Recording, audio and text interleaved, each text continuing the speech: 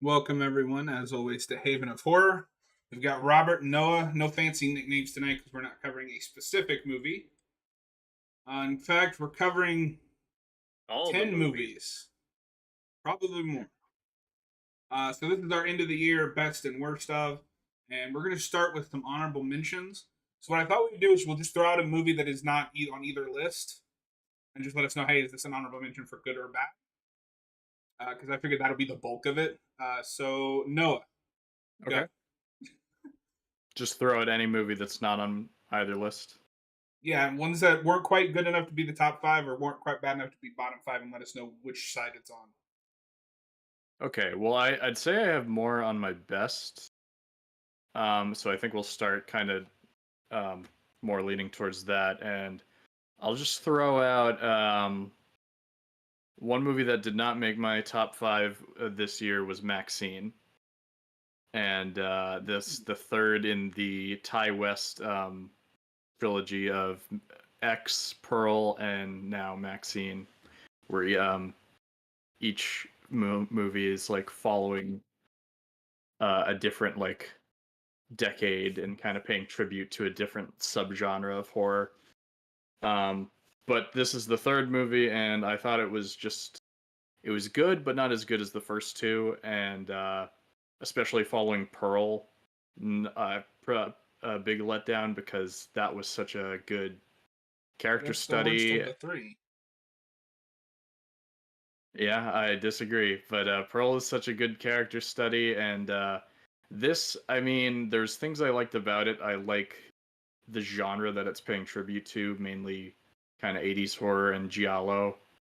We've talked about Um, quite a few of those at this point. we have, yes. And yeah, I thought it worked. It worked for me a lot on vibes, but as a script, I didn't think it worked completely. So that was an honorable mention for me. Okay. Robert. I'll start by throwing out a couple of dishonorable mentions just because they don't Just really one. count. Just one. Just one, okay.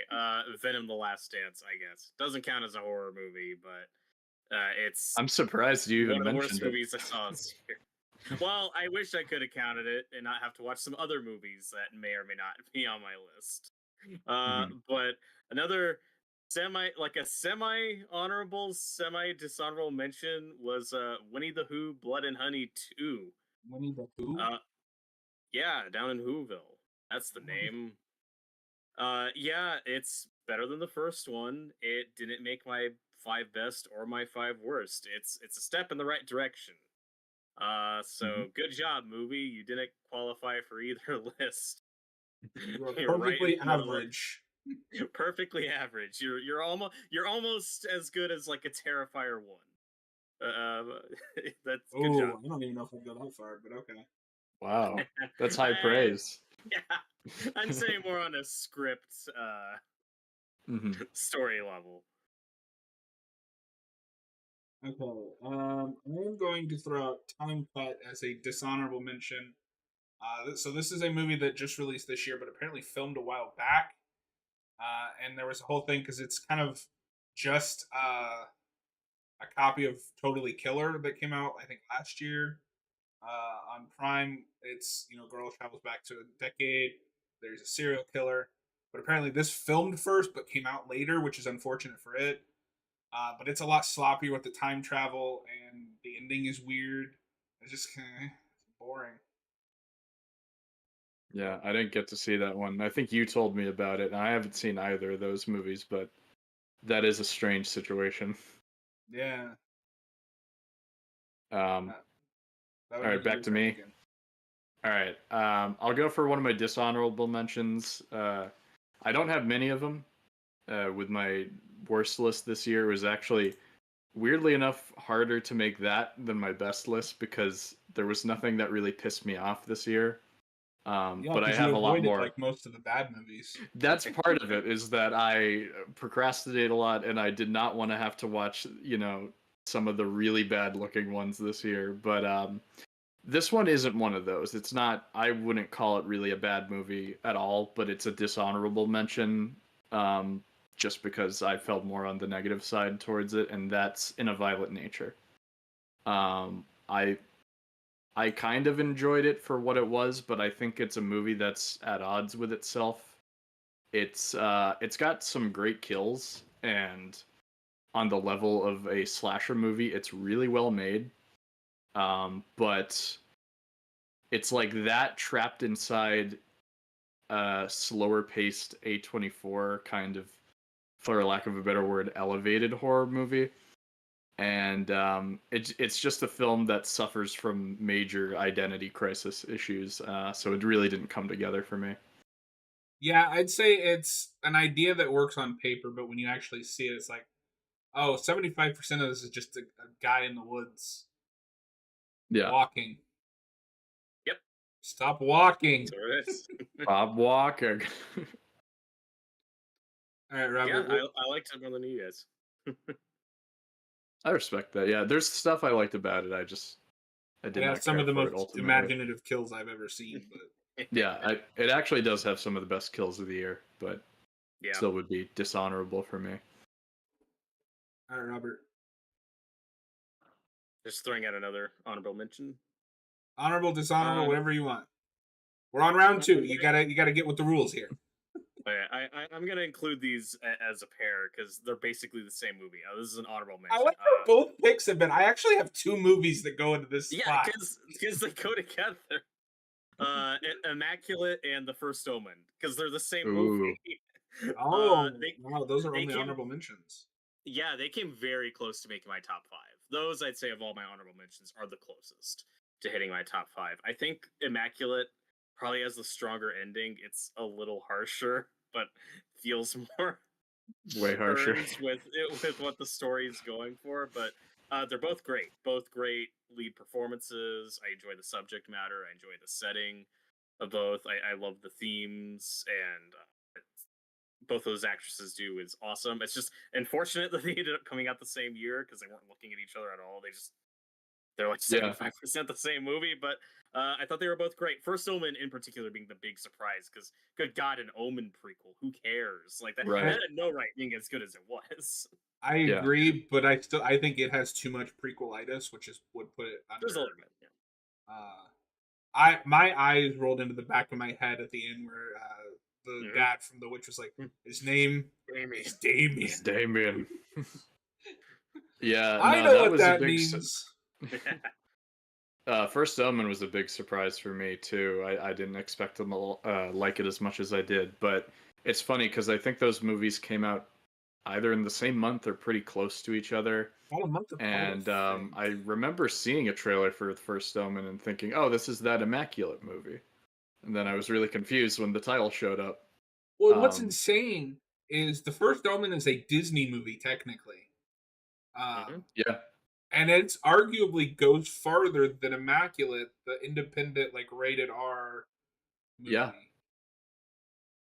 Yeah, no, it's really shocking, and I didn't expect the movies to be as similar as they actually turned out to be after I watched it.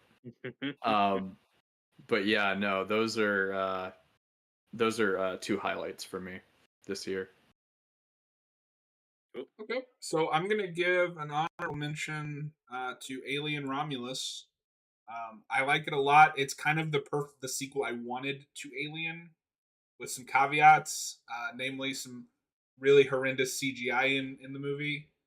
I need to see it again, but I like the body horror. I like the tone. I like the characters. If it was just a little tighter, I think it could have surpassed Aliens. That's just an alien, like what I want from a sequel to Alien. Yeah, I'll go and include that with you because that's another honorable mention for me. It came really close to making my top 5, but like another honorable mention I have, it just has some really major issues that held it back. Even though I like a lot of it, like you said, the terrible CGI, one of the worst deepfake resurrection characters I have ever seen, and who's in a lot of the movie. It's not just one scene. Yeah, it's really unfortunate. My best movie of the year, hands down, is Winnie the Pooh, Blood and Honey 2. I mean, it did make somebody's honorable mention list. It's the second time that movie's been brought up tonight. Yeah, But no, yeah, yeah, Romulus was also an honorable mention for me. I agree with you, Robert. It's maybe if I just because I can't think of anything else, the character that they do bring back, that's maybe my least favorite example ever of No, I think it's the worst one. resurrecting it. Yeah, not just for because it's resurrecting a dead actor, but the actual effect is maybe the worst looking one or one of the worst looking ones I've ever seen. And he's a big part of the movie too, so you can't avoid it. Yeah, I think that movie suffers from a bit not not as bad as maybe some other movies, but there's a bit too much like fan service moments that I rolled my eyes at. it is one of the worst line callbacks I've ever heard in a sequel. That was bad. Yeah, The that is yeah. get out, Get yeah. away from her, you Get bitch. off Yeah, of her, you bitch. yeah, No, I loved that because it's so awkward. Because he's just like, get your hands off her, pause, and it's like, wait Bitch. for it, bitch. And I'm like, Only what? Aaron Paul could have sold that. Only Yeah. Aaron Paul. Oh made yeah, that work. he should have played that character. Um, but no, I mean, I think that movie does have really good characters. That android being one of them. I think I really like he the is. final girl in that too. Yeah, I like her. she's good, and the android. That actor I think is the standout actor just because he has to play two different roles technically. Mhm. So yeah, I mean, it's good but not perfect. Yep. All right. I guess Noah. it's my turn again. All right, I will shout out for an honorable mention. I will shout out M. Night Shyamalan's Trap. Uh, this movie was this movie was so goofy, so silly. Yep. It's not exactly a good movie, but I had fun with it. I think I wish it Josh. made you top 5. Yeah, no, there were much better movies this year, but I think Josh Hartnett is great in it. He kind of carries the movie. He's doing a very reminiscent of Christian Bale in American Psycho kind of performance. Put that on the box. Yeah, not Past him in the it's American not, Psycho remake. honestly, Yeah. yeah. I would Not watch saying, that over Austin Butler. I'm just saying. yeah, that's weird casting, but I'm not saying this movie's anywhere near as good as American Psycho, of course. It's funny because of like he feels really off kilter in the movie, but it's also a movie written by Shyamalan, so even the quote unquote normal characters kind of talk weird. Um, yeah, no, it's not a perfect movie, but it's maybe one of the best dark comedies of the year, If that's what it's I'm worth. glad somebody got if enjoyment that's what out it's. of it. No, Josh Hartnett's great. He's the reason to watch it. Mm-hmm. Mm. Yeah. Robert, it's your turn, and I swear to God, if you have another 2 movies, I'm going to kick you from this call. It's 3 movies actually. No, I got A Quiet Place Day 1. Which Oh. was a pleasant surprise. I like these Quiet Place movies. I like the first 2 a lot. This one's I might like this better than the second one. I'm not sure. I kind of need to rewatch them all. But this at its worst, it's just a lot of okay, seen this before. A lot of it's just kind of a chase movie. I think the first act could have been padded out a bit more or taken its time more before stuff really hits the fan. So it's not an amazing movie by any means, but it's got a couple really great lead performances and a pretty emotional ending that really worked for me. Most of it's just yeah, this is fine. Just walk through the city, avoiding monsters and stuff. We've seen it before. The tricks, the trappings are getting a little old, but not bored yet. It's well directed, like I said, very well acted. It was a good time. Didn't make my top 5, but It is I liked it. impressive to me how the Quiet Place franchise is just the most consistent. This is a 7 out of 10 at best movie. All 3 of them are that way. I'd say it's not, and I haven't seen the second one, but I'd say it's not as good as the first. No, the first one is the best of them. Yeah. But I think this might have a better lead performance. I thought the acting was really good. I'll agree with you on that. Yeah, I thought the movie was kind of like in the middle. Like, it was just fine. It did make my honorable mentions, though. Yeah, it's not going to make either of my honorable mentions, but I will say it was one. It's lower on my overall list of the year. And I should Uh, also say, with this year in terms of horror, not even including that one necessarily, I could have comfortably done a top 10 mhm. list this year. Last year Oh that would have yeah. been a struggle. This year though, like a lot of good movies that Yeah, I but that's why liked. we do 5 because Uh, fuck you. yeah. So I'm going to kind of leap off of what Noah's pick with Trap. My next dishonorable mention is The Watchers, Oh boy. uh, Oh, which might another be the most, Shyamalan joint. which might be one of the most boring movies I've ever seen. Aw. Um, Yep. it's trying to be like horror and dark fantasy, and what happened to Dakota Fanning's career? Like, why is she in shit like this? And I didn't I don't realize that know. that was her until like halfway through the movie. Um, I I can't even remember anything that happens now. I just remember being completely bored until you get to the like they attempt to do that Shyamalan-esque twist, but it's also just boring. Like, Yeah. have you seen it, Robert? No, that one I didn't get around to Okay. watching. What? Noah, you sound like you saw it. Were you kind of with me? Where it's just like, eh? Yeah, I'm complete. Oh well, I think I might have hated it more than you because I was completely checked out with it by the end, and when they get to the twist and they start introducing all of the like Gamalani stuff near the end, I was just kind of like, I'm not even like paying attention to this movie. I'm just done with it. All right, Wasting Noah, my time. you go ahead. I gotta switch my headset battery. Okay. Next, I will mention. Um, I'll talk about Stop Motion, which is a Ooh, Shudder original horror movie. I found this movie really disturbing in a lot of places, and it's about a filmmaker making a stop motion short film that her mother is now too not in the shape to continue making. And it gets very psychological, very dark. It was very effective. Um, and I'd say, yeah, it's probably one of the more disturbing horror movies of the year, but it's not on my top 5 just because I found the actual script and story pretty hollow. And yeah, it just didn't. I didn't enjoy watching it as much as some other movies this year, and it didn't leave as much of an impact on me I had as that. some other movies. So I had that too because uh, a mutual friend of ours was like really impressed with it, so I watched it.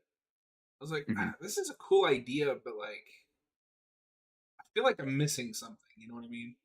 Right, and it's executed well, so it's kind of hard for me to put my finger on what exactly kept it from getting on the top 5 list, but yeah, I still liked it enough, so it's good. Good. It's good. It's good.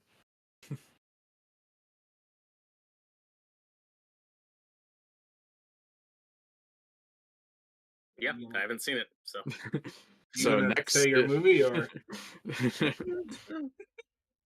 If I feel like it.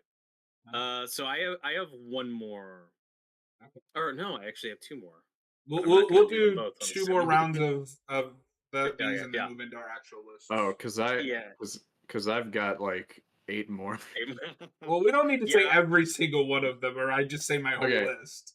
I'll We'll do narrow it 2 more down. rounds. maybe Okay, it didn't say every single syllable, but I got it. I Yeah. got it. All right, I'll narrow it down to 2 more. Okay. So my next honorable mention, which was in my top 5 for a while, but eventually got knocked out, was Abigail. Mm. A movie I really enjoyed a lot of, and then kind of falls apart in the third act. It's that Alien Romulus thing for me, where it's like, dang it, there are those major issues that hold it back for me that do bump it down like a good letter grade. That's I will kind of go as unfortunate far because I as to loved a lot say of it. I will go as far as to say if that third act wasn't completely embarrassing, it could have made my top 5. Mm-hmm. It's interesting because before I watched it, I was hearing you guys talking about it, and I know Austin especially didn't like it. Yeah. but I think I might have liked it more than you guys because I didn't really have that many issues with the third act other than pacing. It didn't make my list, but it is one of my honorable mentions. It kind of felt to me like it became a completely different movie in the third act. It does, Okay, and not in a satisfying. Yeah. Okay. I don't. It didn't piss me off. I didn't leave the theater annoyed. It was just like, oh, that's unfortunate. Just because No, I didn't have the really Austin like thing where the third act made it one of the worst things he's ever seen. Yeah, that surprised me, and I warned him like, it's got third act issues. Be prepared. But yeah, but it I did. think it just goes on too long, and like It's John too said, long, and I wish it had just stayed focused on Abigail and the survivors. Yeah. Okay. And specifically what they do to Dan Stevens' character, who's a bad guy, but then you kind of start to like him, and then at the end of the movie, he's like, oh, no, he's the real villain of the movie, and it feels kind of forced or insincere. That was the main thing. I thought that worked, but yeah. I like his performance, though. He was really good. Yeah. No, the cast across the board was stellar. Yeah. That's why I loved a lot of it. It was great casting. Newton, Kevin Durant, like that. They're all great. So yeah, really enjoyed that movie, but it did have some major issues for me. So my next honorable mention is a movie I don't even know how to begin to talk about. But it is I Saw the TV Glow. Oh wow, I thought that would make a top 5. I don't know how I feel about this movie, but in the moment, I loved it. I couldn't possibly begin to explain why or what's happening. But it spoke to me in a way that I can never communicate, and for that I wish it had made my top 5. It's just I don't know if I'd like it on rewatch or if that's just I had that experience with it at that specific viewing. And to me, that's not a top 5. Any of my top 5, I can go back and watch and like, oh, I liked this. Okay, interesting. Yeah, for sure. I still haven't seen it. I've heard very polarizing different reactions from people, so I'm curious about it. I just didn't have time to get to it. Noah, I did have time to watch it, and I loved it. We'll get to it later. Spoiler alert. Yeah, Kyle said such a weird movie. It didn't fully feel like a horror movie to me. Oh, I think it's very horror. It's just not. It's more psychological. It's more psychological. It's definitely like Red Letter Media talks about. It's kind of you can read it as an allegory for being trans, and I think that is a very valid read. Yeah. All right. So we'll do my second to last one here. I should mention Smile 2. This was not a great movie. It's in my honorable mentions though, mainly because of the lead performance by Naomi Scott. I can't say her name. Yeah, no, she's great in the movie. She carries it. Without her, it's just kind of like a generic not scary horror movie. But I really enjoyed it, and the ending sets up an interesting status quo if they were to do a 3. It really does make that first movie feel like a prototype, because I think that first movie is just really generic modern horror. So I didn't have hopes for this one. But I'm with you. Like, she carries it, and I think with some editing, this movie does not need to be 2 hours long. No. With some editing, you could make this a 8 out of 10 horror film. As it stands, it's maybe a 6 out of 10. Yeah, absolutely. But no, she kills it, and I'm not going to spoil the ending, but I felt really fucking sad at the end of the movie. Oh god, yeah. It tops, and the ending was also the best part of the first movie. Yeah, and it tops that. Oh, absolutely. So, and I've had that stupid song that she sings in the movie New Brain or whatever stuck in my head since I saw it. I don't even like pop music, but it's stuck in my head. Yeah, so if that's a trend for the series, just the movie is just whatever and generic, but the ending is amazing. We'll have to see if they carry that. I don't even know if I want to see 3, just because my enjoyment of that movie is going to depend on who they cast in the lead, because apparently that's the only way they can make these movies good. They got to do like Smile 2 might be a fluke for all I know. They got to do one of these movies with like Nicolas Cage or someone. Oh my god, that would be amazing. All right, what's yours, Robert? My final honorable mention. I had said this didn't make my top five because it's one of my most anticipated hyped movies of the year, and I did have a really good theatrical experience with it. Is Late Night with the Devil. Really cool, interesting, fun, different movie, carried by David Desmalchin, who gives a fantastic performance. It's funny because that's what I was gonna say. Oh, okay. Well, there we go. Got it covered. A little sad this didn't make my top five, but it does have a couple issues that held it back. There is some bad CGI near the end. It gets a little more ambitious than what it can afford. And there is some very minor use of AI art in the movie that was very controversial and unfortunately became kind of the talking point in this movie for a while, which I don't think is fair for a low budget horror movie that was made, year and a half ago, but before this was really controversial. So it's a fair criticism. It definitely hurt. It for sure hurts the movie. I just don't think it should be the only conversation around it because David Desmalchin is just so good Yeah, as the '70s talk show host. Like for his performance alone, it's worth watching. And I love the fashion. I love the costumes. I love the '70s aesthetic and setting. It's just a really entertaining talk show before the scary stuff kicks in. I'm really glad I got to catch this in theaters because I always try to see at least one original film or horror film in theaters every year, and this was one I went to, and I had a good time, even with the 20,000 production logos up front yeah. that take up half the runtime. It was 7 minutes of production logos. Yeah. No, I had a No, great I time really, with It's a this. good time. I really enjoyed it. It is really unfortunate though that the AI of it all is kind of the main talking point.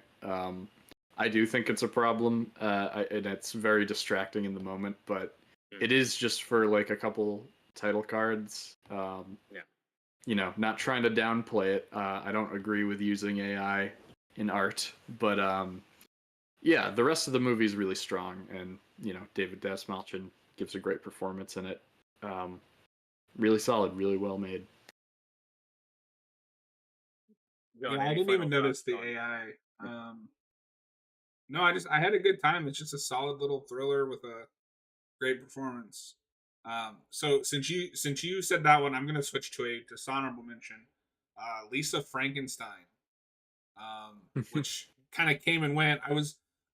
Funnily enough, I only watched this because it's directed by Robin Williams' daughter, and I was curious to see like what she would do as a director. But this is written by the same writer as Jennifer's Body, and it shows.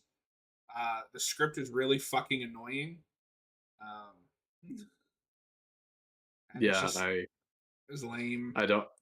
I was debating watching that movie just because I needed more movies for like the worst side, but I cannot stand that writer. Even Juno, I don't really like that movie. Wow. Yeah, no, she's. I mean, I haven't seen Juno since it came out, but this and Jennifer's Body, I think, are both just really irritating. Mhm. It comes off as like I'm smarter than you and I know it, but she's actually not. Um, and it's another writer that's trying really hard to be like quirky. I like Catherine Newton in Yeah, this movie, from what I remember, but overall, it's kind of what I expected. yeah. All All right. right, Uh, sorry. What? we're getting into it now. Or do you have Yes. any more? Do you have a final honorable mention? I was just gonna quickly shout out Oddity. Oh, I didn't get around I to seeing that one. yeah, I watched it a couple days ago. It was really interesting, really solid. But just I didn't like it as much as five other movies that we'll talk about later. Okay. So let's start with our top or bottom five. We'll just get that out of the way, and so we can end the night on a positive note. Robert, what is your worst movie of the year or least worst, whatever? My least worst movie of the year. My number five. It's already been mentioned today. It is Trap. I'm kind of sad it made my five worst. I Oh wish I'd no! gotten to see more about. Okay, I almost watched The Strangers Chapter One, but fuck you, I'm not spending $6 to rent that movie. So I Oh haven't seen god. it yet. So don't expect that on my list because I haven't seen it. But Trap, I watched on Max, and you know what? It's a fun time. I It feel a is. little bad putting it on my five worst, but man, that third act's bad. It gets Yeah. real bad, and doesn't get it gets stupid without getting silly enough to kind of back it up. Where it's not Mhm. like a fun kind of stupid. It's just okay. This that first hour is genuinely entertaining, and the setup, Yeah. while dumb, it's creative. It's fun. I was on board for the premise, which Yeah. some people found to be dead on arrival. Like, yeah, it's stupid, but it's fun. Like, it's a good time when we're I at the concert. It, I think that movie would have been a lot better if they hadn't revealed so early on who the actual killer was. maybe I think in hindsight, you could have spent a lot more time on build up than Mhm. just starting straight at the concert when you see what the back half of that movie looks like once we're out of the concert Oh yeah. and it's spinning its wheels to go way too long. It's really unfortunate, but if it's going for horror comedy, good job, I Shyamalan. don't I think that's don't what it's think going for. I don't think it's what it's going for, but that's what I took out of it. It's in this weird space of like recent years Shyamalan, where even his bad movies aren't like as bad as some of the stuff he's made before. Yeah. Like, he hasn't made anything as bad as like Last Airbender or After Earth, and and those are like over a decade ago now. He's made some pretty good movie. I mean, Glass is probably his worst movie in the last decade. That was Oh yeah. crushing. I That didn't was like that at terrible. all. This, even at times when it got dumb, or mainly just that third act, for most of it, I was at least entertained. Josh Hartnett's a lot of fun. I do enjoy this setup, and it's a shame because I think this could have been a lot better. But that third act got too stupid. The big thing that kills this movie that I was fine with for the first half was it being Shyamalan's daughter's vanity project. Yeah. With her as this pop singer, which, you know what, she's fine in. Like, she sells that as, I can believe her as this popular pop singer. She's a good singer. She performs well. That stuff in the first half of the movie is fine. But once we have to shift focus and make her the main character for like 40 minutes of this movie, she's bad. Like, she's really bad. Yeah. And that's the big thing where I'm like, okay, I can't call this a good movie, but I enjoyed a lot of it. That was No, a mistake. If you're gonna go that route, you need a real actress like a Naomi Scott yeah. in that role in Smile 2. Yeah, that's the big thing I'm with you on is I'm with it for the first half. That's the most entertaining part. Once Mhm. they leave the concert hall, I think it just nosedives. That's the Yes. big thing that kills the movie for me. The last 15 or 10 minutes redeem it a little, because then we're back to just following Josh Hartnett. It's stupid, but we're at least back to him being Yeah. our main character. And the Yeah, ending's and very that's silly, and it made me laugh. and that's kind of what I disagree a little bit with John on them waiting to reveal the killer, just because I like the premise of following the killer for Mhm. the first half, and I think it's executed pretty well for the most part. Um, but yeah, it's if only Shyamalan was better at writing dialogue. That's his Achilles heel, man. It is, yeah. So I'll go next. My number 5 is Cuckoo, which I feel like a lot of people forgot Damn. about. A lot of people liked. I thought it was A lot kind of of people didn't generic like. until we got to the monsters, and the monsters are so fucking irritating that it instantly put it in my bottom 5 because I never want to watch this again. Hunter Schafer was good. I didn't like anything else in this movie. It was just, it ranges from bland to irritating. I haven't seen it, I haven't so seen it. yeah. I was gonna say I wanted to watch it before too. we did the video, but yeah, kind of ran out of So time. then I won't say too much. I'll let you guys watch it and make up your own minds. But yeah, no, good. Okay. All right. So Robert made the smart decision in deciding not to rent The Strangers Chapter 1. Aw. That's my number 5. This is the only Strangers movie I've seen. Wow. So great introduction to the series. It's my number 5 worst of the year. Was Rennie From what? Harlan's comeback? Oh yeah, it was Rennie Harlan's comeback. All right. 1 second. Go, you keep going, but Okay. Yeah. So from what I understand, this is the first in a new trilogy. Yeah. That Harlan is directing all three, and I think this is supposed to be like a almost beat for beat remake, or at least kind of just like a regular kind of remake of the first movie. I'll need to watch the first two movies at some point to compare, but from what I got from this, it's maybe my pick for the most generic horror movie of the year. Basically, everything that happens, not necessarily that it was predictable, but just like I wasn't surprised or taken aback by anything. It's not an original experience. I didn't see it. It's kind of just the most, by the numbers horror movie I've seen this year. So it didn't really piss me off. That's why it's number 5.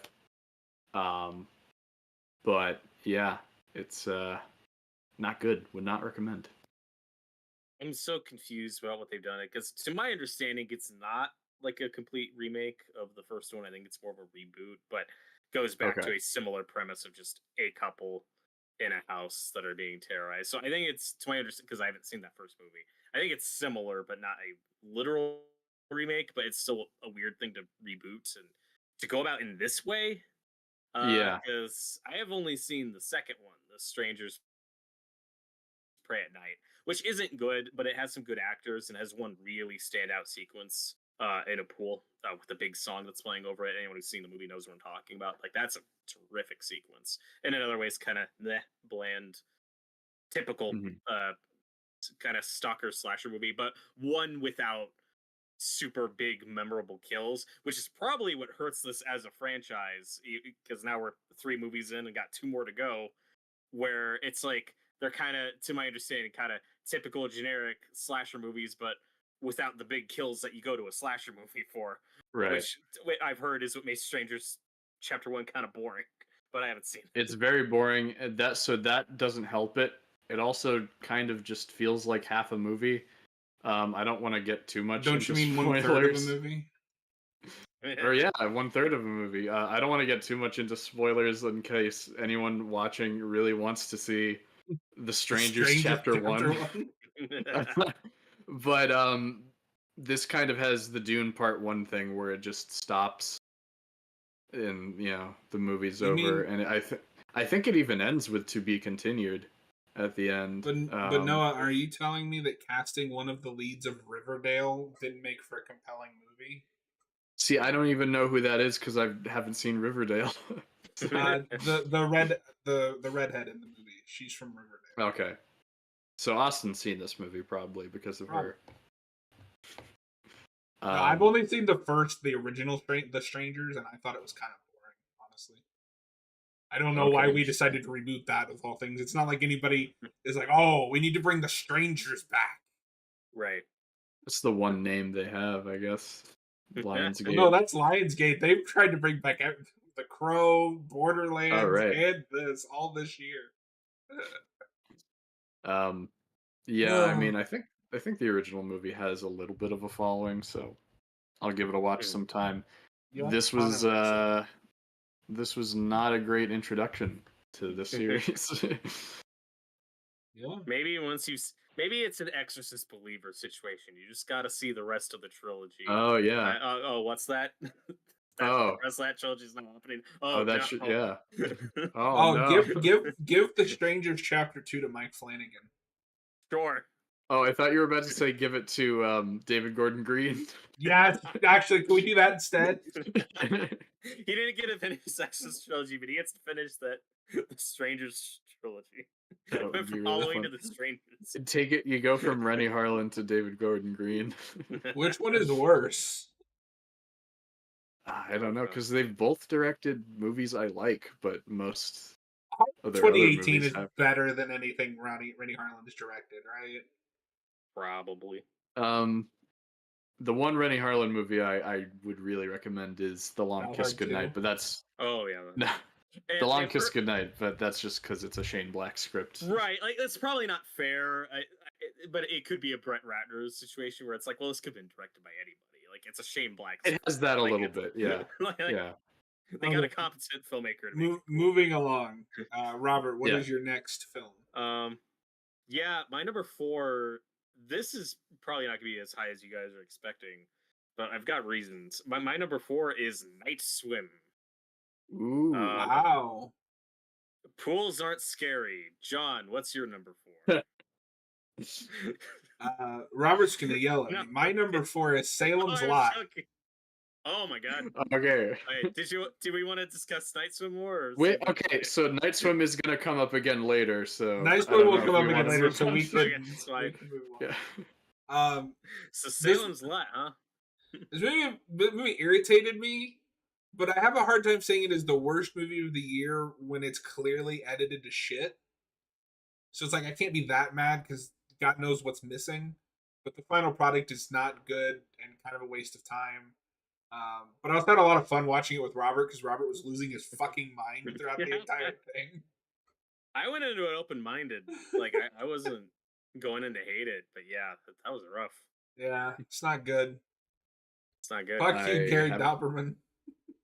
I am sure there is a longer cut of that movie that's better.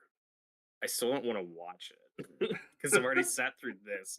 And to me, the weirdest thing surrounding this movie, with both positive and negative reviews across the board, everyone was like, "Oh, well, that movie looked great, man. Garrett Doberman, he shot the shit out of it. That movie looks awesome." I saw a different movie. I thought it looked like ass. I hated the cinematography. It's a lot of green. Why are the headlights green? Cars in this universe have some green headlights, but style, okay. This is what I had to deal with for 2 hours. It was your idea. It's a little sample of the commentary. It had that, and the worst part is it's a 70s period piece, and it has Maybe. that ugly modern digital look where everything's just blown out. And like the daylight scenes have this piss filter over them, like there's lens flares, and I mean, like I said, there's a couple cool shots, a couple decent kind of neat transitions. There is like one shot of this movie of these kids walking through the woods, and it's just their silhouettes on like this purple sunset behind them. I was like, oh, that looks good. The rest of the movie looks like shit, but there are a couple of shots. Yeah, so Noah, they take a novel. CGI. Yes, they take a novel that is very much about the death of the small town and turn it into Discount It, because you can tell they want to be it. They want to capture the success of those It movies. Of course, yeah. That was the most recent successful Stephen King adaptation. They're gonna try to do that. And just like legitimately, I have never seen a movie where every single piece of character development is on the cutting room floor. Every piece. None of these people are characters. So what's in the movie if there's no character development? Vampires. Exposition. It's and vampire exposition. No, legitimately, it moves from attack, hospital, vampire. And nothing in between. That is 3 scenes in a row. Yep. And so it's... Oh, sorry, go on. Well, I was just going to ask... because I don't know, Robert, if you've seen the miniseries version, either version of the miniseries. I have seen all 3 versions of this story now. Well, John, would you say that this is a story that works better as a miniseries and adaptation than a movie just because they had to cut out all that stuff, or? Yes, and... Oh, God, this is a cop-out answer. Yes and no. Because the miniseries, at least the Hooper one, which is still the best version, is 3 hours. I think it's like around 3 hours. You could make that a feature film. This movie is was 2 hours, right? Around that. Yeah. Around 2 hours. Just add that 3rd hour back in. It wouldn't have been great, but it would have been better than what we got. Yeah, I've not seen the 2000s one, but I have seen the 70s Toby Hooper miniseries, and it's pretty good. Oh, you've seen it since then? Because I don't think you'd seen it when we... Isn't it so much better? It's much better. Like, there's some cheesy moments, there's some dated moments, but I like the atmosphere, I like the cast. It looks good because it's shot on film. And does it have this horrible digital fog everywhere? Did you like when they recreated the window shot from the new one? I don't look so bad. No, and my only issue with that 70s miniseries is I think you could cut it down. Like you could cut that down to like 2.5 hours and it'd be perfect. So there's like a middle ground we haven't Interesting. hit yet. Like there's one Yeah. that's too long and one that's too short. But I'll take the one that's too long because it's at least good. Are we got to try it for number 4. We got to readapt Number it for a 4. 4th time. No. The Now we only got to watch saving Return to grace. Salem's Lot. Oh god, I'd love to because I've heard it's bad shit. And I don't know. There's that part of me that's like, okay, let's try this again, or not. Like, if you want to watch the good version of this, Mike Flanagan already did it with Midnight Yeah, Mass. that was the thing. Just is like watch Midnight Mass. we live in a post Midnight Mass. It's not 1-to-1, but thematically, it's doing the same thing. Yeah. I think the other thing that pissed me off around like the discourse of the movie was it's just a fun, dumb, schlocky vampire movie. I'm like, God, but it's like there's so many better options out there. Like the CGI is terrible. There's like one decent kill. But if you want like just a schlocky vampire movie, like Abigail just came out this year. That movie's way more entertaining and better than way more this. entertaining. Just watch that. Probably. I love that it's been like 3 months and Robert is still losing his mind over this movie. They'll never get over it. All right, Noah, what is your next pick? Okay. All right, so another movie I'm embarrassed to say that I paid to watch. Tarot. Oh. The tarot card horror movie starring Ned Leeds from Spider-Man. I saw it. I don't remember what happens in it, but I saw it. That looked like a throwback to early 2010s horror, if ever I've seen. The only memorable thing about Tarot is that somebody uploaded the Matrix poster as an optional poster on Letterboxd for Tarot. Oh yeah. So when I reviewed it, it looked like I gave the Matrix like half a star, and I got Connor and another guy with that. I was like, "Wait, you hate the Matrix?" And if you go to my 2024 list, the Matrix is just down at the bottom for some reason. John's coming back with another hot take in 2024. The Matrix sucks. That's the only memorable thing about that movie. So I'll admit it's a movie that's the memory of it is slowly draining away as the days go by. But yeah, it's just like my will to live. It's a very generic horror movie. That's the word that's going to keep coming up in my list because I didn't see anything that like made me like offended me or made me mad. There's one part.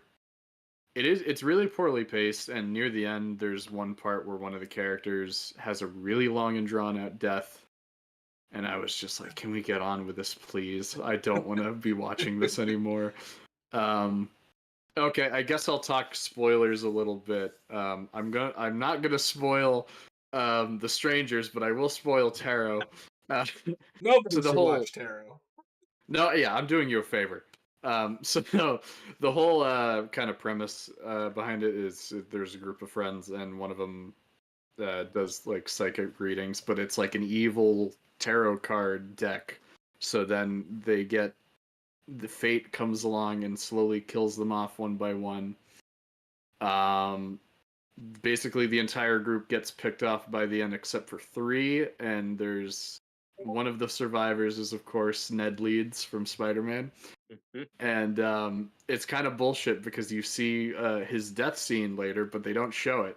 And the whole time I'm like, all right, so he survives somehow. Let's obviously. And then they show how he survives at the end, and it's just like the dumbest, most underwritten thing where it's just like the monster just like lets him go and just like forgets about him. You know what it reminded me of?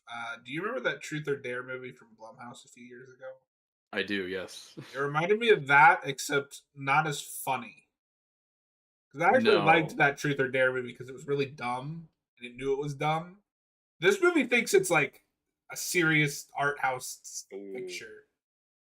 It takes everything so seriously. It takes itself seriously, but also not really, because the scene that I was just talking about is kind of played for comedy, but it's just like And that's a post-credit scene, by the way. They show you how he survived. This movie has like a Marvel post-credit scene. Is it a Um, sequel tease? I hope it is. Yeah, I hope they do a sequel. No, but the other funny thing I'll comment on is the three friends are kind of strangely unfazed by how most of their friend group has been brutally killed at the end. So they like drive off into the sunset and they're like, "Oh yeah, we can change fate." And then one of them says, "Fuck fate," and then it like cuts to credits. Oh God. Oh God, I never want to watch movies again. Oh boy. Is So that all that's you the have to say tarot about card movie. tarot? Yeah, I recommend it. Robert, it is your go, sir. Well, my number 3 is Afraid, or as I like to call it, Afraids. I didn't Oh see that boy, movie. this movie. I was debating watching that Is today. that the Megan Fox movie? No, No. this is John Cho. Is that his Yeah. name? Yeah. And What the did you extra. do? Oh, Just and scroll Captain West. Netflix looking for horror movies to watch? Yeah, I had to put together this list. You need It's movies, free yeah. to watch. Yeah, I need free watch. The reason why this is above something like a Night Swim on my list, because that's like it's the haunted pool movie. Come on, this is a squandered premise, which makes it more frustrating because there are some Okay. good things about it. It's of course about this new AI system. Like, so the father, John Cho, he works at like this marketing company, and his family selected to test out this new AI system to run their family and help their lives out. And it's frustrating because he is a good actor. The actress who plays his wife is good. You'll see this a lot on my list, that there are some good actors in some of these movies. And I mean, it's a Blumhouse movie, so you know what you're gonna get, and it's a mostly competent production. Most of the movie looks fine. It's what you expect from Blumhouse, but it's so generic and it's frustrating because it's trying to be a really serious, important cautionary tale about the subject matter, trapped inside a crappy, cheap, generic Blumhouse horror movie. And these things really clash. Also, fucking David Desmalchin's in this movie. And Wow. I was like, Oh no, wow. how'd I they didn't get know you? that. And he's in 2 scenes, but he's great. He's doing his best. He's in everything. I mean, that's already. been Yeah. Blumhouse's problem for years, is they keep trying to make important movies, not good movies. Yeah. And it's like this either needed to go full wacky satire, dark comedy, or really commit to just being a serious sci-fi drama. Like, no joke, the movie that's about a scary, self-aware AI opens with a home invasion prologue to let you know, don't worry, it's a horror movie. Like, there are guys in creepy masks that pop up like 3 times in this movie just to remind you, hey, it's a scary movie, who look like they were right out of The Purge or something. And the third act of this movie, like a trap, gets really dumb and very irritating. And again, it's frustrating because chunks of this movie are okay. Like, it's watchable. It's not one of the worst things I've ever seen.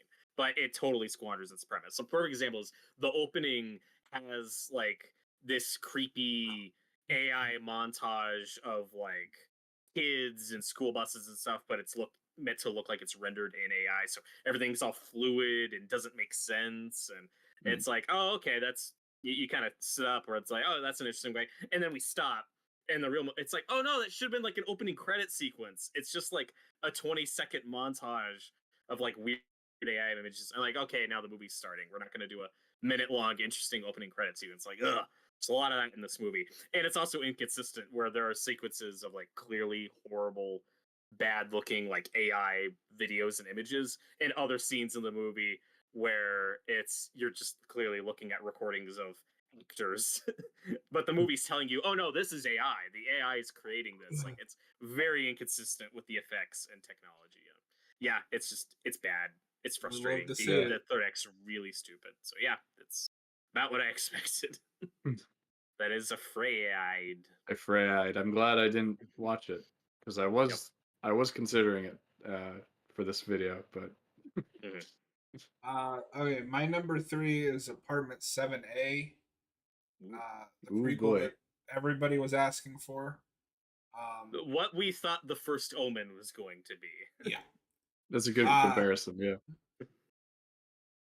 this is a movie that wants to just remake Rosemary's Baby, but it can't because it's a prequel to Rosemary's Baby. So at the end of the day, nothing ultimately happens. Um, it's the exact same thing. A woman moves into an apartment building, finds out she's pregnant. There's a satanic cult. I'm just going to spoil it because Rosemary's Baby has to happen. She kills herself at the end rather than carry the baby. So at the end of the day, the last 90 minutes that you just watched were meaningless because nothing progressed. Great. It sounds like she had an arc. She had an Yeah, ending. basically everything you described is exactly how the first Omen could have gone wrong, but didn't. No, it is. I'm convinced somebody at Paramount was like, "Oh, that first Omen movie, it was successful. Let's do that." Let's But do it bad. again, but In not 3 months. understand what made it work. No, yeah. So that's my number 3. Noah, you go, and I got to grab something. One sec. All right. So my number 3 Every was time it's a. Noah's turn. It's just He's because looking up. he doesn't want to hear me talk. It's okay. Uh, my number 3 is it's our old friend Blumhouse again. Imaginary. Oh Um, no. Foster's Imaginary. Home of Imaginary Friends? They made I a wish I movie? was watching that. Yeah, so imaginary friend is a monster. Spooky things happen. um, yeah, it's I don't want to talk about this movie. Is this one you watched like last minute to fill out your list? I Because actually it was. watched this. I actually watched it back in October. Oh wow, okay. Because So this is on my list, I just didn't get to it, so I haven't seen it. yeah, I took October as the time to like go through some of the movies I missed because it's the spooky season. But even then, I was still procrastinating on some of the bad ones. So I watched a little bit. I watched this and a few other movies I'll talk about later during that time. But yeah, this I think this is also a Lionsgate movie too, just like The Strangers was. But I don't have a whole lot to say about it other than it's really silly. It's more. I think it has more of that so bad it's good quality than some of the other movies on my list. So in that way, I kind of recommend it a little bit if you're in the mood I for it. didn't get I think around to this. this one. I think we might do a watch party of it sometime, John, because it is kind of I'd be funny. down. Um, I think it's funnier than something like Night Swim or even like The Strangers, like I talked about earlier. Uh, and I give it points for having a little bit of creativity. There's a part near the end where they kind of go into like the dream, like the imaginary land, like the dreamscape, and it's like nothing that's gonna blow your mind or anything, but it's like in comparison to some of the other movies on my list, it's at least something. Um, but other than that, this also suffers from some really awkward character interactions and dialogue.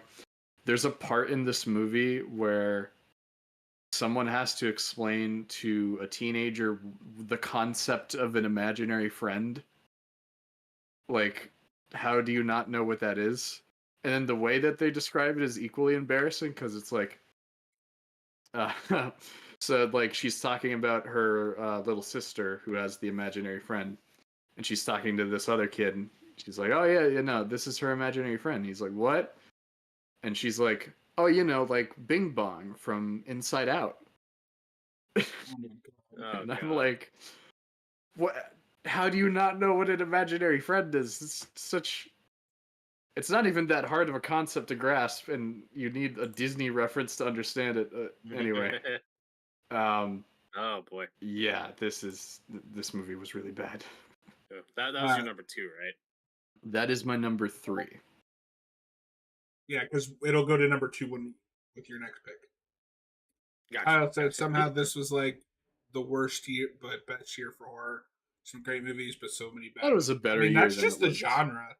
Yeah, Yeah. the more you watch movies and the more you keep up with the new stuff, that's just kind of how every year is. There's always going to be a lot of bad stuff.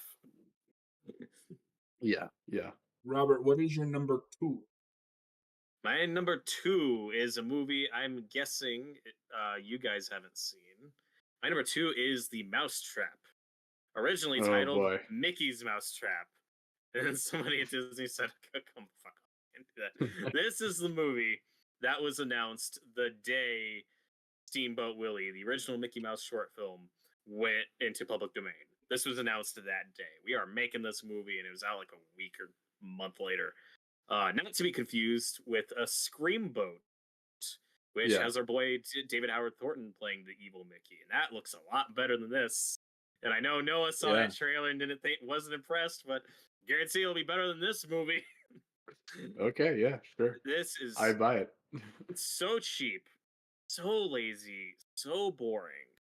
And the defense from anyone involved, of course, is going to be like, well, it's just a joke. We're not making Shakespeare here, man. It's just having a fun time. Even if you have no budget, that's still not an excuse for no creativity, or at least write some good jokes, man. Like you can have no budget and still have something. You know, some of the greatest horror movies ever made, like The Evil Dead, were made on shoestring budgets. You know, like that's not an excuse for something this bad. And like some of the acting's fine. Some of these young people are okay. I hope they get better things. I can't say it's one of the worst movies I've ever seen. It's just bad. The prologue of this movie is a Star Wars spoof opening crawl explaining that we're making a spoof movie. Don't come after us, Disney. This is just for fun and done in the Star Wars opening crawl style. And it goes on for about 5 minutes. Because you got to pad out that runtime, man. Just explaining the movie you're about to watch. So that's how we start. And then all this movie is just this group of people who work at this arcade celebrating our main girl's birthday, and they're just dicking around this arcade for 90 minutes. And then the one guy, or the boss, the owner, who's like obsessed with Steamboat Willie, just goes nuts because he watches the cartoon and puts on a mask and then just turns into the Ghostface Killer, who calls them and does the creepy, weird Ghostface voice. And there's like 2 decent kills at best that are okay. Like, this movie wishes it was as good as Winnie the Pooh Blood and Honey 1. That's what we're talking about. 1. Yikes. Wow. It wishes it was as good as that movie, which at least had some weird, wacky shit that sticks with you. Wow. And it's better kills than this movie. And that movie made my 5 worst of last year. That was better than this. And oh my god. There is, and like I said, there's hardly any gore. A lot of the characters are just off screen to death, where our killer will just run at them at the camera and then we cut away to something else. Like, so you get very little gore until like the very end. And then just to show how lazy this movie is, there is a scene where the funny guy of the group says, "Guys, you can't say I'll be right back, because in horror movies, when characters say I'll be right back, they don't come back, they die." And you guys might be thinking, that's familiar. Yeah. Sounds like somebody watched Scream. Yep. And it would be better if one of the characters in the movie said, "Hey, you're just quoting Scream." That would be something. But no, he just does the Scream line. Because fuck you, we're that lazy. So that's my number 2. Well, especially if he's just Ghostface. Like, why is that looking at Scream so much? And the movie tries to be meta, where there are jokes like, "Wait, this seems like a bad 90s teen slasher movie." Like, a character says something like that in the movie. That's what we're doing. Amazing. Yeah. That's incredible. I'm rooting for Screamboat. Hope it's fun. I was going to say, because this was the one that was announced the day Steamboat Willie when it's public domain. Okay, yeah, because I mix this up with Screamboat all the time. Yeah. It's just crazy that there's 2 of these. Yeah, of course. Yeah, so that was my number 2. Good placement. My number two, we won't talk about long because we've already talked about it. It's Tarot. I'm Mm. just so tired of these generic mid 2000s esque horror movies that I forget about 10 minutes later. And was this R or PG-13? It was PG-13. That makes sense. There's like no blood, or there's like a little bit, but it's very tame. And then there's like a stock F-bomb at the end. So yeah, but that's all you got to say about Tarot. We talked about it mostly all already, right. so go ahead. Let's do, and we kind of talked about this already too.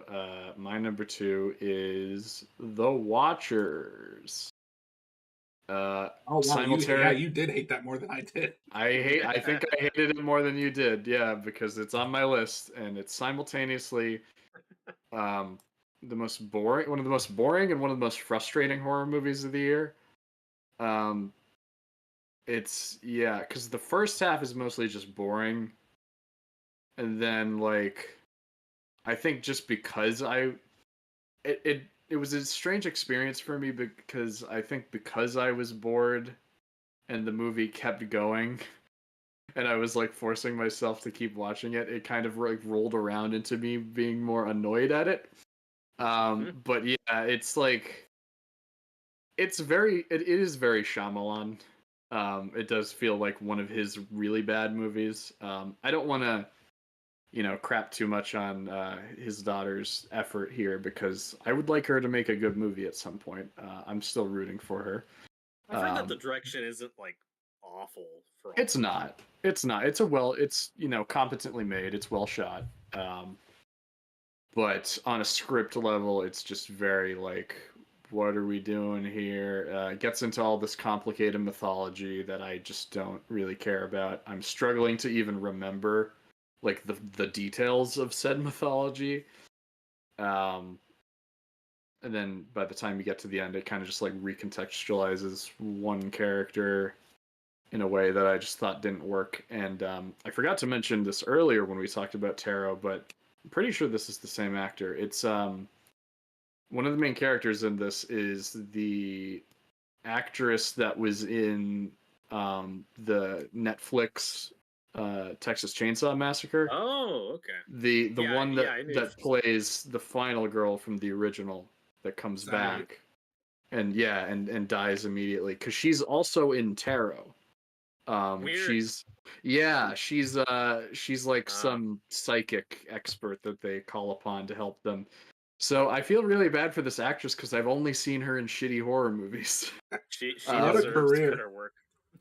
I'm sure she has more of a career that I'm not as familiar with, but I just feel really bad for her. Yeah, that's about as much as that's all I have to say about The Watchers. I'm done thinking about that movie.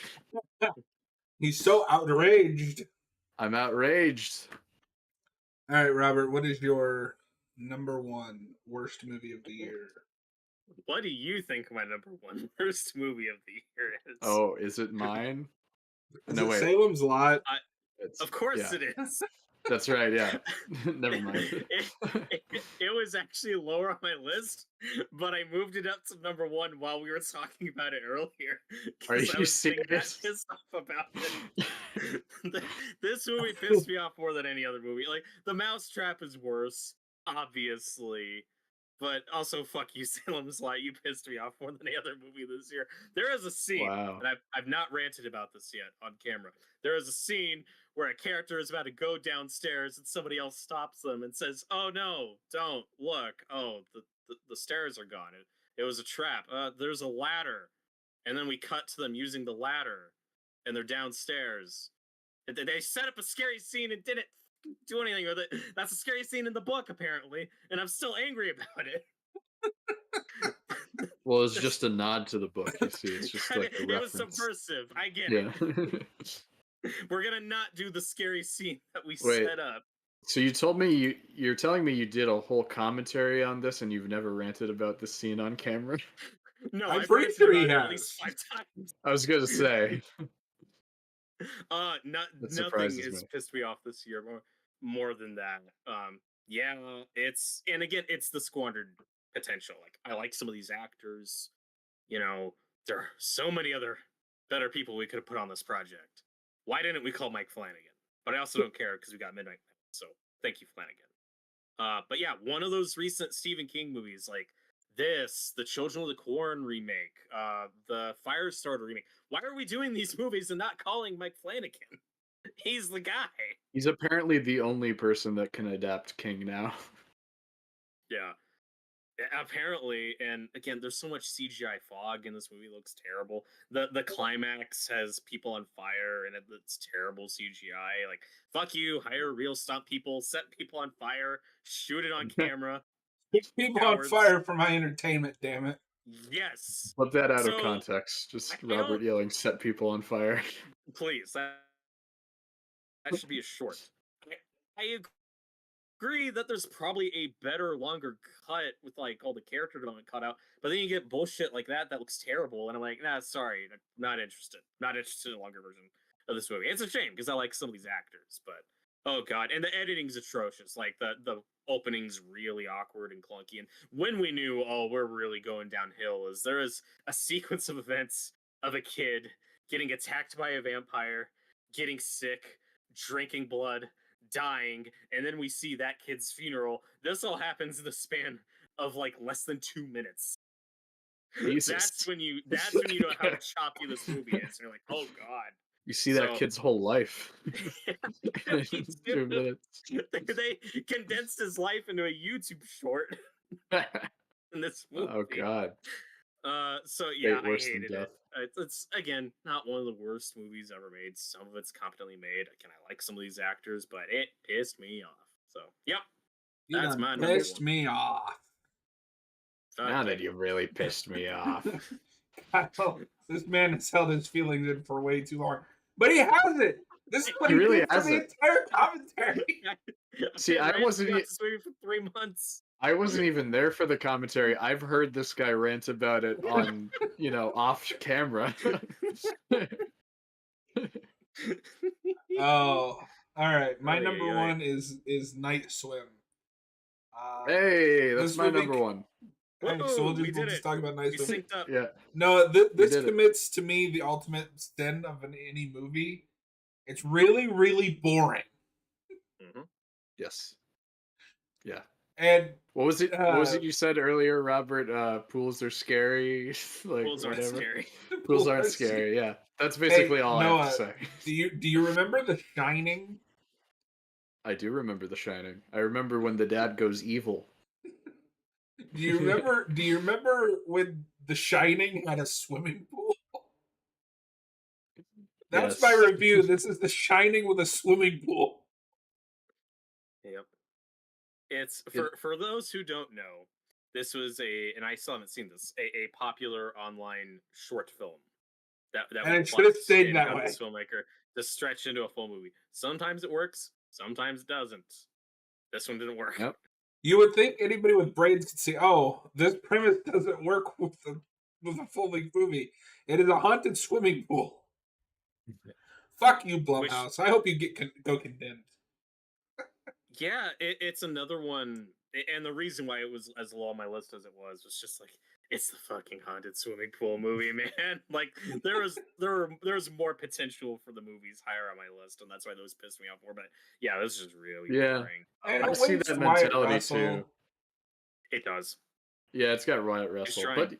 but he doesn't have anything to do. Yeah, Yeah. no, that's what I'm saying. It wastes him. The actress who plays his wife is very good too. She was in Better Call Saul, a bunch of other Yep. stuff. It's a shame again, like a lot of these the bad Blumhouse movies. It's like you guys made the Black Phone. Like that's a quality picture. Make more stuff That's like a that. quality not motion this. picture. There's a Quality quality motion picture. picture. And this, like a lot of the bad, it's like it's competent. Most of it looks fine. You have good actors. But then, I mean, once again, when you get to the third act, it gets real stupid. There's some really bad CGI. And well, when this movie nosedives after just being boring is when they try to start explaining it and getting Yeah. into lore and But Robert, I mythology. don't It's think like, you oh, no. understand. Do you remember The Shining? Yes, that's when I was like, oh my god, and why you just can't stretch this to a full movie is an hour in, we just give up on the evil swimming pool premise and just let's just do The Shining when the dad goes crazy. Yeah. And I think part of what pissed me off about that is just because this is like the fourth movie I've seen recently that's done that. Uh, the Conjuring, I think 2 and I know 3 both have Shining sequences. Insidious has one. Stop it. We've Stop seen it. it. I remember The Stop it. Shining. It's almost Yeah. like it's one of the most influential horror stories ever. No. All But right. also, and I also want to say though, God, it needed to go more wacky. Maybe as a horror I comedy. mean, I have this could that with a been lot of the fun. Like, do Blumhouse, these something. Blumhouse movies that they release. Yeah. They're Too so serious. self-serious. And the premise is a haunted swimming pool. Make it Yeah. dumb. Please. Make it dumb. Make it silly. I wanted this to go like full Monster House for the third act, where the swimming pool like crawls out of the ground and grows arms and legs. Yeah. And starts chasing them. Do I something. would have You know how much respected fun it that way would be? more. Yeah. That would be so much fun. Yeah. And That's what I really God, liked about that last James Wan movie. Oh, Oh. Malignant. Malignant. That movie gets like really stupid in the third act and it's amazing. Yeah. And And Juan also, produced this. he did. And just with those like glimmers of like good elements of this movie, like the casting with Wyatt Russell, you know, he's a family man, husband, father, who used to be like a pro baseball player who's now like struggling with MS. And I was like, just make a fucking Wyatt Russell baseball movie. I would gladly watch that. So much. I'm so rather more watch that. interesting than him dicking around a haunted swimming pool. But I also, like you said, make it wacky, make it weird, but also these short films turned into full length movies. I mean, it can be done. You know, Mike Flanagan did it with Oculus. Yeah. Yes, I I was wanted just to talk thinking about Oculus, that. where Yeah. that is a very serious psychological drama that, at its core, like, is a silly premise. It's about a haunted mirror. Like, that's kind of goofy, but he makes it work because it's a psychological drama about about this family, and also goes very Shining, but done in a very delicate, less obvious way, where you actually get the slow progression of the father going nuts. As opposed to here, where it's like, fuck it, let's just do this Shining. It also doesn't just recreate scenes from The Shining. Because Yes. I did remember that it was produced by Wan. Because if you notice, those other movies that I mentioned are also Wan things. Because he can't stop referencing The Shining. Yep. All right, are we ready to move into our top 5 of the year? Let's do it. Any final thoughts on Night Swim? Fuck Night Fuck Swim. you. Let's move on. Yeah. All right, Robert, what is your 5th favorite horror film of the year? Ooh, okay. Yay, good stuff. Yay. This might be not as high on my list as you're expecting, but damn it, I had a great time. My number 5 is Terrifier 3. A good old fashioned Christmas. That's my number 5. Whoa, wow, okay, we synced up. Great. That's awesome. Yeah, number 5, Terrifier 3. Again, I'd say objectively, some of my runners up are maybe better movies than this. I don't care. This was my best theatrical experience of the year. I had a great crowd. I had a great time. So enjoyable. Just start to finish. I love the look of it. It really captures that gritty 70s, 80s Christmas feel, like very specific. To me, this is like the Christmas slasher movie to end all Christmas slasher movies. It commits to the premise. It nails it. You like this better than Silent Night, Deadly Night? That's hard to say because they're so different. But then you can't say this is the Christmas slasher and end all Christmas slasher. Well, no, in that I don't need more. We have a bunch of them. There's a few I like. That's what I meant by that. It's like, yeah, like I don't need more because this just nails it. Since we're already talking about it, I'll just throw that this is my number 2. Oh wow. Okay, very high on the list. Nice. Awesome.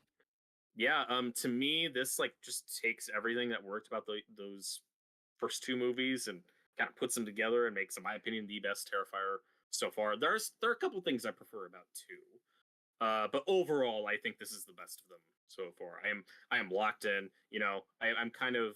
I think the first one's pretty good. It has a couple standout sequences. Second one was a big surprise. I like it a lot, and I think this is the best so far. Once again, it's our lead character Sienna, fucking great. He's Like this so actress good. is so I'm good. so happy she's getting to work with Flanagan. Yeah, Oh yeah, that would be dude. cool. It's like she's so much better than what you'd expect for acting in these types of movies. There's a couple really fun cameos here. I don't want to spoil. That were really nice Yeah. surprises. Again, my crowd was great. Everybody was wincing and laughing at like just the perfect moments. Like this was not clearly not my favorite movie of the year, but my favorite theatrical experience of the year. I had a great time. But this is one of my most And anticipated and did not disappoint. the main thing that I will give this, because I do agree this is the best one, is it's better paced with the kills as well. Because both 1 and 2, you're kind of waiting for the big kill. 3 doesn't have that. All of the kills feel grand, even though there is one that I think is the one everyone was talking about. It doesn't feel bigger than the others. Yeah. And Art continues to be honestly one of my favorite horror slasher so good. villains of all. Yeah, he's actually so like in my top 5 at Art this the Clown point. did nothing wrong. And I don't think I ever would have said that back when I just watched the first movie, because I'm not a big fan. No, I remember when we watched the first one, you were like, "Oh, okay." This is just this weird, like, seedy movie. Like, I don't care about this. I think I agree with you too that this is maybe the best one, and it like each movie has just gotten better so far. But pacing problems be damned. I think I might prefer the second one just because I like the more like Halloween-y kind of feel. I just like that aesthetic more than the Christmas one, and I just like that I just like that holiday more. I love Christmas still, but yeah, this is I think destined to become up there, you know, with Black Christmas and Silent Night, Deadly Night as a horror fans like go to in the rotation of Christmas horror that they watch each year. At the very least, it'll forever be remembered as the movie that kicked Joker 2's ass. Yeah, box office. Yeah, it did. The better killer clown movie. Yeah. Kyle says, "How dare all of you? Terrifier 3 is number 1." Hey, it was number 2 for me. Okay, leave me alone. It's in my top 5. What do you want from me? We loved it.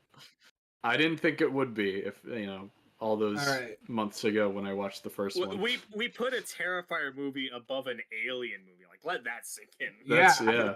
Which is not a diss at Romulus. We like that. Noah, what is your number 5?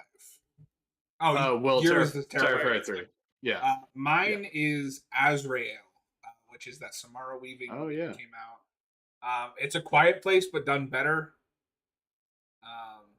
Because it's not monsters, it's just like a weird religious cult in a kind of a post-apocalyptic world. It's just a solid like action horror film, but it has that same gimmick of like you can't talk or make noise. Yeah, I didn't hear much about this movie, and I haven't seen it, but from what I did hear about it, it looked pretty cool. This one really flew under the radar. Like outside of our circles, like I have not heard much discussion. Yeah, this movie. It was kind of like the definition of like an indie movie. I wouldn't have even known about it except they got Samara Weaving, and like I watch out for her to be in horror films because she's so good in horror films. She's great. I love Samara Weaving. I want to see it. And I was hesitant too because it was like you're gonna take arguably one of the best like screams in horror films and take that away from her for a movie. What? But no, it works, and I definitely want to rewatch it. Yeah, I'll have to check it out at some point. Robert, what is your number 4? That is a good question. Don't you have your list memorized? Where's your list? It's a big list. Sign up for a Letterboxd account, goddammit. Boo. I'll get to it. My number 4, Noah has mentioned this in his honorable mentions. Again, might not be as high as you guys are expecting. My number 4 is Maxine. I love Maxine. That's also my number 4. Oh, there you go. You synced up again.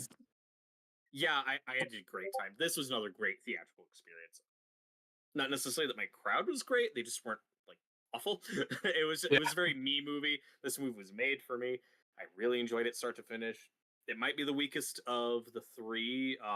Like I see the script issues like Noah's talking about, but for me, I was just entertained start to finish. Like 10 minutes in with just the music choices, the way we were were shooting it, the way we nailed the '80s vibe. I was just like, "Yep, this movie's made for me." It's I'd a ton also of argue fun. that the script issues are kind of also part of the throwback charm. Like Gallows didn't have the greatest script. Let's be Nope. honest. It's bad on purpose. No, I'm And just it's kidding. and it's all about '80s excess. Like this is just the '80s just thrown into one movie, and I love it. The way I said Terrifier 3 is like the slasher Christmas movie to end all slasher Christmas movies. For me, I don't need another movie set in the '80s ever again. I'm good. It's been done to death. Especially horror. Especially horror. It got so popular after Stranger Things, and we've done it so much, and we've tried it in superhero movies like X-Men Apocalypse and Wonder Woman '84. We just can't get it right for some reason. This nailed it so much. I'm like, I okay, love how I'm he's done. like, We don't we need can't more do 80s we movies. can't do 80s movies, and then lists two of the worst superhero movies of recent history. that are set in the '80s. I don't know how we keep messing it up. Yeah, like again, this turns into a cop film for a little bit. There's just it's all these genres and things that I really like. And Kevin Just Bacon. all like together. And Kevin Kevin Bacon, Barker. who's great. And the Psycho House is in it too. The Psycho House, and again, that's the stuff that's just made for me because I've been on the Universal Backlog so many times, and just getting a whole sequence just run around there. I was like, yeah, this is fun. This is fun, and the ending shot's like perfect. Like the song choice and the last like visual we get of Maxine, just chef's kiss, nailed it. I if I had one genuine criticism, it's the prologue of the movie's arguably a mistake because it's so obvious who the killer is gonna be. Yeah. But once you get into what the killer is and their motivation, and then the genre we start riffing on again is very '80s, that I'm cool with. For a lot of people, the third act is kind of what killed it for them, and I didn't have that. I was entertained start to finish. I haven't been this baffled like reception to a film in a long time. Oh yeah. Especially if you like the first two. I never try to guess who the killer is in movies like this because I'm always wrong. So I was actually surprised by who the killer was, but I thought it was a cool twist. No, I don't dislike the twist. But Noah, you hated it, so explain that. No. I didn't hate it. I didn't hate. It was one of my honorable mentions. I think I enjoyed it more than a lot of people did because this movie was getting like roasted a bit when it came out. I think there was still defenders, but it was mostly negative from what I saw. But no, I was entertained by it and I enjoyed it in theaters. It was really just like the character of Maxine. I don't think is as interesting as the character of Pearl. Not that she needs to be the exact same character or anything, but you did set that bar high. No, it's like if they don't rename this Pearl 2 and make it another Pearl movie, I'm gonna blow up a hospital. Well, and it's really X2 more than anything.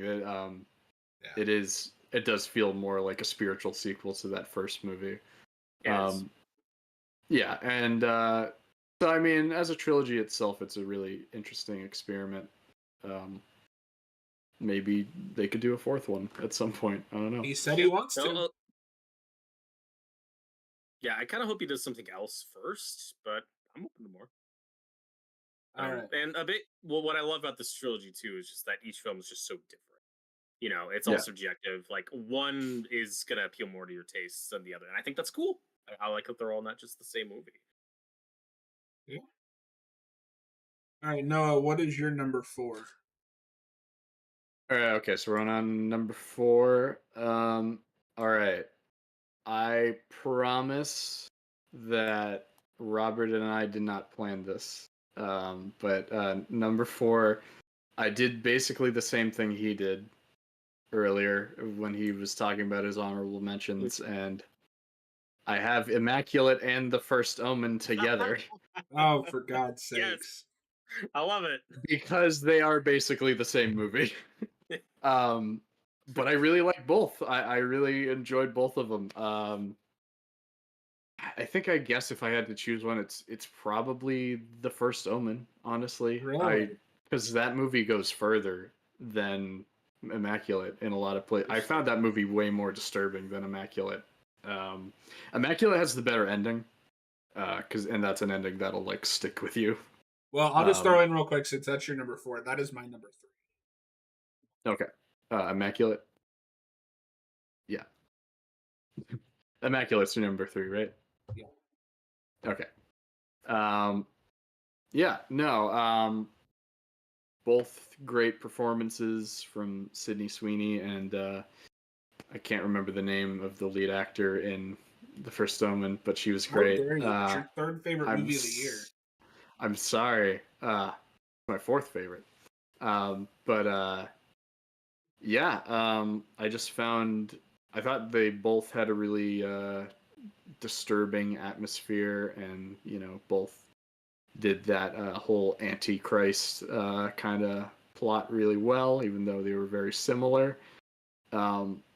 The First Omen is, I guess, an example of one of those franchise movies that I actually end up preferring over the original, even though the original is highly regarded by a lot of people. I was never that big of a fan of the original Omen. I think it's okay. I prefer this movie a lot more. Yeah. I'm rambling, but I liked both of them. Yeah, I think the first I think Immaculate is more consistent. I like how insane it is. It turns into Jurassic Park at the end, kind of. It does, yeah. And yeah, it doesn't have all that prequelitis stuff that First Omen is caught up in, and I find the idea behind Immaculate much more interesting than just another like, oh, we're creating the Antichrist. Even though I did like First Omen. Well, when you get to the very end, they are doing slightly really radically different things. Right. Yeah. But you just have the central immaculate conception. But it hits a lot of the similar beats, which I was really surprised by. Yeah. And yeah, no, Immaculate I think has like the best ending of any movie this year. It's so just like holy shit. It's very raw. Sydney Sweeney can really scream. Yeah, probably the best scream of 2024. Because holy shit, that's a long take. But also, the actor in The First Omen has a really good long take, which is obviously an homage to the famous scene in is it Possession? Possession. Title? It's clearly an homage to that, but it's still well done. It is. And as a fan of that movie, I appreciated seeing that scene. Yeah. All right, Robert, what is your number 3? My number 3, one of my favorites of the year, Long Legs. That's I am surprised that hadn't come up as an honorable mention earlier, because I knew it wouldn't make all of our lists. But I like Long Legs a lot. Again, it was just made for me. Nicolas Cage is terrific in it. And the other actors are very good too. This is a very slow, serious movie that's not going to have a ton of replay value. This is clearly not the most entertaining movie on my list, but I love the vibe. I love the atmosphere. I love Osgood Perkins' direction. Obviously, it's influenced by Silence of the Lambs, which is compared to a lot, but this just fits a very specific niche for me that I've discovered some of my favorites. Robert, do you remember Silence of the Lambs? There's it's not not a the lot same. of that. It's not the same movie. It's not the Certainly same. Not by the end. There's very similar vibe, though. I'd argue this is, to me, is more in common with like some of the other installments of that franchise than Silence of the Lambs. Like I got more Manhunter or Hannibal vibes in this than Manhunter especially than Silence of the Lambs, even though this is set in the 90s and has that FBI lead character. I actually got more of a Manhunter vibe from it. But I thought it was really good. I just loved it's got a really chilling, great opening. I didn't love the ending. I didn't think it ended on the best note. I thought the ending was fine. Just my only tiny nitpick is I kind of wish the ending went on a little longer before we cut off. But there is an extra little bit with Nicolas Cage at the end that I like. And I thought he was very good. And as good as he is, there's like one scene in the movie that I thought maybe you could have cut of Nicolas Cage in a car where he's like screaming or singing something where it's like, okay, that's no, we don't. typical Listen, Nicolas don't Cage. we don't that. cut Nicolas Cage scenes. Fuck you. He's so good. He's the best part of the movie. He could be doing anything, and we don't cut it. He could be making a sandwich.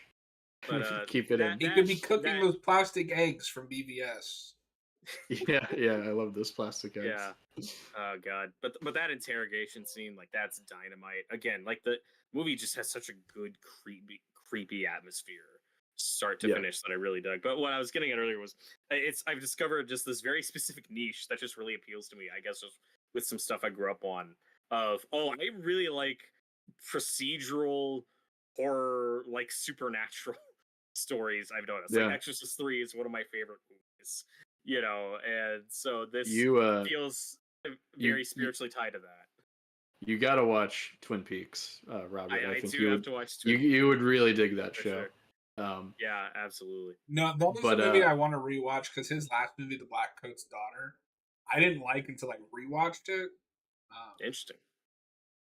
So it might be one of those things where I just gotta watch it again. Yeah, I'm gonna just echo a lot of what Robert said. I really like this subgenre of horror, the crime mixed with horror subgenre. The crime investigation mixed with horror. I'm also a big Exorcist 3 fan. And 7 kind of also fits that subgenre. What's in the box? Yeah. Silence of the Lambs, as we just brought up. It's one of my favorite subgenres of horror, and this movie really just scratched that itch for me. Nicolas Cage gives one of the best performances of the year in horror that I've seen. He's great in everything. But yeah, no, the movie really worked for me overall. I absolutely loved it. And also one of the many... we should have just done a ranking of the Satanic Panic movies this year, because we have discussed many of them. Maxine, Longlegs, Immaculate, The First Omen. A lot of satanic shit in horror movies this year, but in a lot of good ones. So Longlegs overall of the 54 things I saw this year was number 24, so it was all right. Yeah. Okay. Noah, what is your number 3? My number 3. Wait, what? Isn't it John's turn? No, because my number 3 was Immaculate, which we talked about. Gotcha. There. Okay. Keep up, Robert. This is all fucked up. So, we're at number 3. I'm gonna throw a curveball at you. Oh no. And I think this might get me kicked off the channel because of how low it is. But my number 3 is The Substance. Really? Wow. Yeah. Okay, so 3. That's fine. I will just go ahead and say that is my number 1. I expected it to be. I think I expected it to be a lot of people's number 1s. Now I want to know what his number 1 is, because I have no idea. Well, I'll just say right here that I love the substance. Really? So, have you been taking the substance? I have. This is actually the worst version, but no, I loved it. It was another good theater experience I had. I also had a great theater experience with Terrifier 3. There weren't as many people, obviously, seeing The Substance, but it was still, I think everyone understood what kind of movie it is. No one threw up. No one fainted. But yeah, this is the most disgusting horror movie of the year, and I really respect it on that front. It's a well-written satire, even though the satire is very obvious. It's not like it's not it's a very subtle Verhoeven. movie. It is very Verhoeven, yeah. It's not a subtle movie by any means. It kind of feels like a sledgehammer hitting you over the head. The shrimp scene is so gross. It's disgusting. They really make Dennis Quaid look like a pig in this movie. Just like everything he does, like the guy just talks, and it's disgusting in this movie.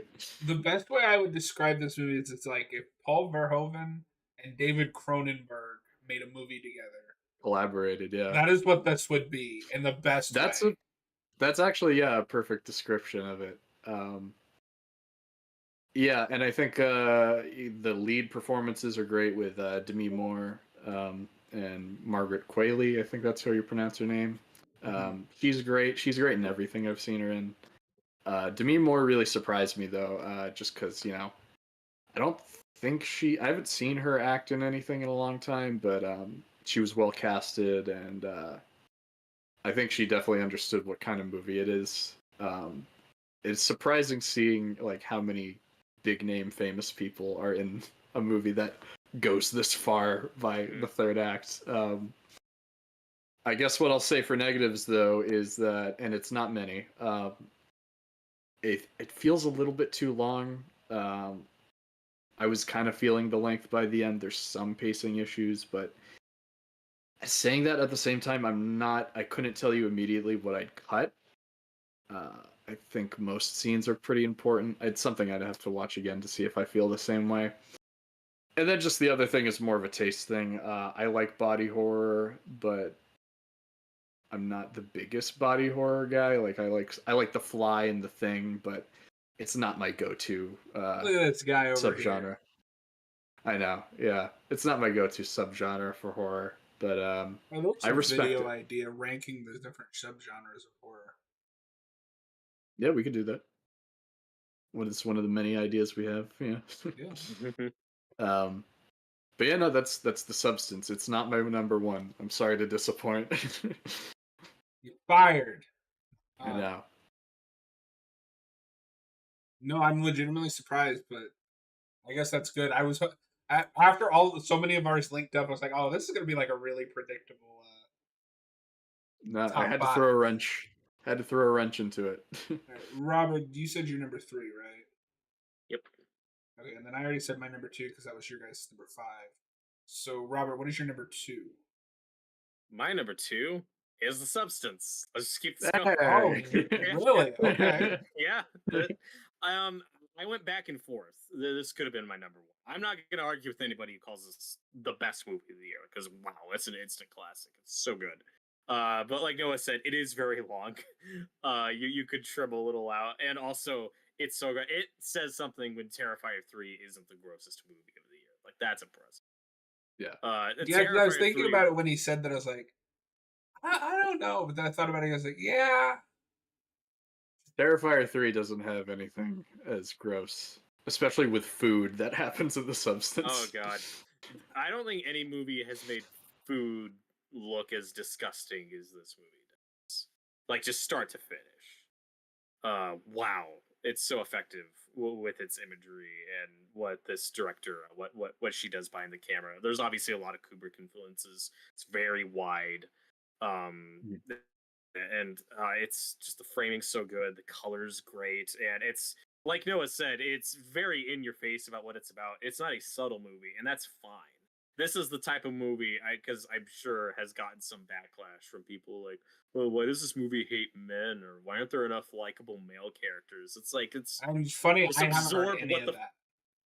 I'm sure there's some of it out there. I'm sure there is. I'm so shocked that I haven't heard it. Yeah, it's also like if you have any ounce of empathy, you should still be able to relate to this protagonist at the start on some level. Yeah. Whatever your background is, right? It's just a very human story and a very human level. Obviously done from a female perspective, but these are still very just universal themes of aging and when society says, "Oh, you don't matter anymore. You've outlived your purpose. We don't want you anymore." The opening prologue is just beautiful. It's perfect with her Hollywood Walk of Fame star and watching it degrade and become ignored over the years. It's just really sad. There's a lot of sadness to this movie, but it's also so heightened and so satirical that it works. Like Dennis Quaid is amazing. I really hope this kicks off a renaissance for him because my god, he's so good in this movie. I loved him in this. I love Dennis Quaid. I will never forget the shrimp. It's so good. And we'll often say, especially in like preachy movies, how like, oh god, these characters are just straw man arguments, they're so one dimensional. It's like if you're gonna do that, you need to be at an 11 the whole time, like they do with Dennis Quaid in this, where he's so entertaining to watch and so cartoonish. Yeah. That it totally works. So the satire's obvious, but it's effective. It works. It's topical and it makes sense. It's not, and it helps that it has a silly sci-fi premise. Like this is just good sci-fi. It's just taking a facet of humanity and just commenting on it and just putting a little twist on it. Where it's very easy to look at this as like Botox, facelifts, stuff like that. Just taken to the extreme, because that's one of those paths you could go down where once you do, you're in that for life. That's not just a temporary thing. And this is just the most extreme, fucked up body horror version of that. And also would make a really good, sad companion piece to X, a movie that's like, oh, like you should pay more attention to old people, and getting old sucks and is sad, and we don't. I would have always never handle thought to that put in the those best two way. things together. But no, Yeah. you're right. Yeah, like this movie goes places, man. No, I love body horror, and like this is Yeah. body horror that doesn't try to tone it down. No, and this goes No. big. So you guys mentioned like Cronenberg and somebody else, or Verhoeven put together. This also goes pretty rainy by the end. Yeah. I got But some also, rainy Evil Dead by the end of this, and I loved it. I've also seen a lot of comparisons to Frankenhooker by the end. Like there's a little bit of Frankenhooker in here. Okay. Gotcha. Oh yeah, And- yeah. To leave it to Noah to go for the deep cut, like the hipster No, example. just having Austin say it does not count as people saying it. I've heard like Red Letter Media also say that. I've heard some other people say that. No, Robert's reaction. Oh my. Am I wrong, John? We watched Frankenhooker. Yeah, I mean, I guess I could see that. I'd have to watch it again. You just don't remember. I don't remember. Yeah. Okay. No, what is your number 2? What movie did you think was better than The Substance? My number 2. And it's a good thing Austin isn't here. Oh no! Oh god, it's gonna be Abigail. I have a guess. No, because that was in my honorable mentions. Robert has a guess. Is it I Saw the TV Glow? God damn it! It's I Saw the TV Glow. I Yes, raised my hand first, you bastard. I Saw the My TV channel! Glow is my second favorite horror movie of the year. And Better I than just The Substance. God damn. Austin is gonna be outraged. So let him. This was the horror movie that actually affected me emotionally the most that I've seen this year. It's so, like John mentioned earlier, it's kind of, it can be seen as a metaphor for the trans experience, and the director who made this is a trans person. But I don't know, a lot of the other themes of like loneliness, and just like as someone who grew up, who like went through that teenage phase of trying to find yourself, I still like, it still really resonated with me on that level. So I can't relate to what the director's thesis was, but I still related to a lot of the emotions brought up in the movie. Would you describe it as a cautionary tale? No, I mean, I wouldn't personally. I think it's more of finding yourself almost. Yeah. Fucked up. Well, it's because by the end, I think it ends on a pretty depressing note, and the ending actually really stuck with me. But so I don't know if I would call it a cautionary tale, as more as just like how well, I guess, yeah, maybe I would call it a cautionary tale, because it's what happens when you don't come of age and you don't find yourself, or you're not, or I guess it's just kind of like about the struggles of it's very hard film to explain. You just gotta have to watch it. It is, but it resonated with me so much. It's one of those things that like art can do. Like it can connect with you on an intellectual level or an emotional level. This connected with me more on an emotional level, but yeah, and I just thought the vibe of it was really cool too. It's about these two kids that grow up becoming a big fan of Buffy the Vampire Slayer. I mean, the Pink Opaque, the show is called. Very See, I clearly wonder why I influenced liked by. this movie. Yeah, I was thinking about that while I was watching it, and the actress that played Tara shows up in one scene of the movie. I was like, oh, that's her. Robert doesn't know who that is yet because he won't watch the fucking show. Yeah, John and I have been going through Buffy recently, and I was like, oh, okay. I know these things now. uh, but no, yeah, I mean, I I think was very upset with you in the chat. Oh, He who's said, I saw the Kyle's TV mad glow at me? over Terrifier 3 and The Substance. The cautionary tale is choosing it over better movies. Oh, I liked all of these movies, so I don't know what the issue is, but no, yeah, that it's a movie I'm looking forward to revisiting in future years to see if my interpretation on it changes over time. But yeah, I loved it. it's something that emotionally resonated with you. That's really cool. Yeah. Yeah, yeah.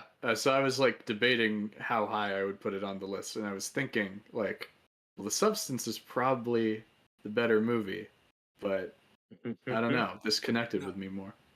no, I, you know, thinking about it as you're saying that, because I had a similar experience. The only thing that was holding me back from putting it so high is I don't know if I'd have that experience again if I watched it again. Yeah, I can see that. It's yeah. And It like, depends. I'll have to get I back didn't to know you what was guys if I happening for watch it half again. of it. Oh, really? Yeah. Like, I was It is really very invested, dreamlike. and I was like, I kind of understand where this kid is coming from, but I was also like, what is happening? Yeah, and it's very dreamlike in a lot of places, very Lynchian. There's parts of it that reminded me a little bit of Twin Peaks season 3, where there's that one scene Oh, where they're this is at the better than bar. that. There's the one scene where they're at the bar, and it's kind of like how a lot of episodes in season 3 end with a performance from a Wasting random your band time. at the Roadhouse. Yeah, if you even remember season 3, John.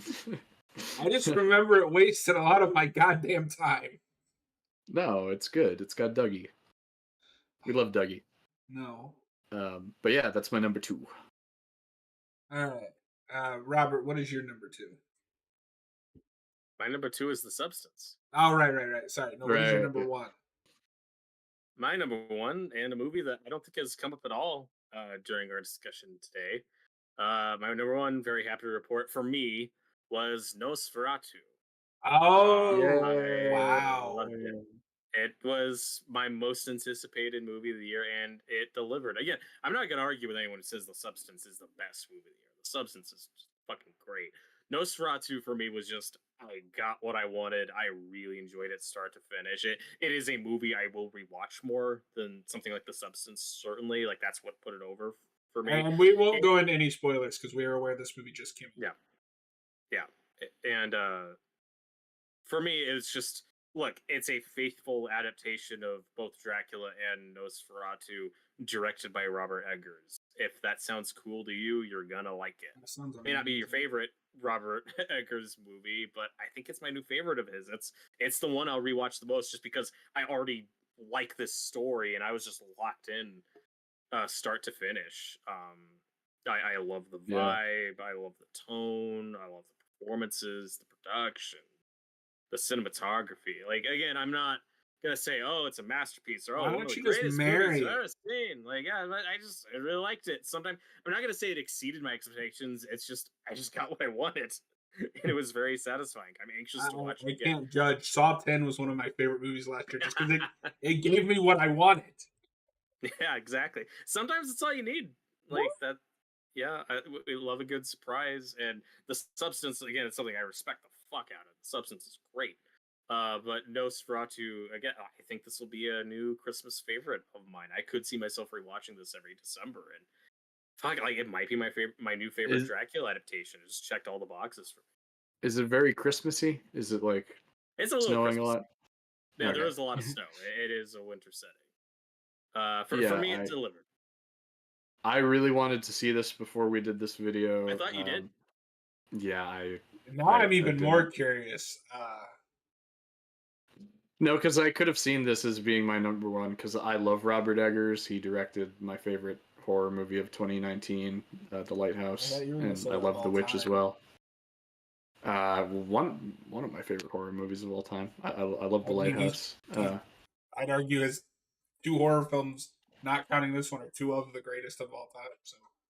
Yeah, and I just love that, gothic horror. It's way more up my alley than something like The Substance, even though I do respect The Substance a lot. Y'all jokers must be crazy. I'm not trying to crap on The Substance. It was my number 3. It was on my list. Yeah. All right. So I've already said my number 1, so it's your turn. Okay. This is going to be anticlimactic because we already talked about it. But it's Long Legs. Is it Long Legs? Okay. It's Long Legs. I was trying to remember. Get the fuck out of here. No, I'm not getting the fuck out of here. It's Long Legs. Oh, I don't give a shit.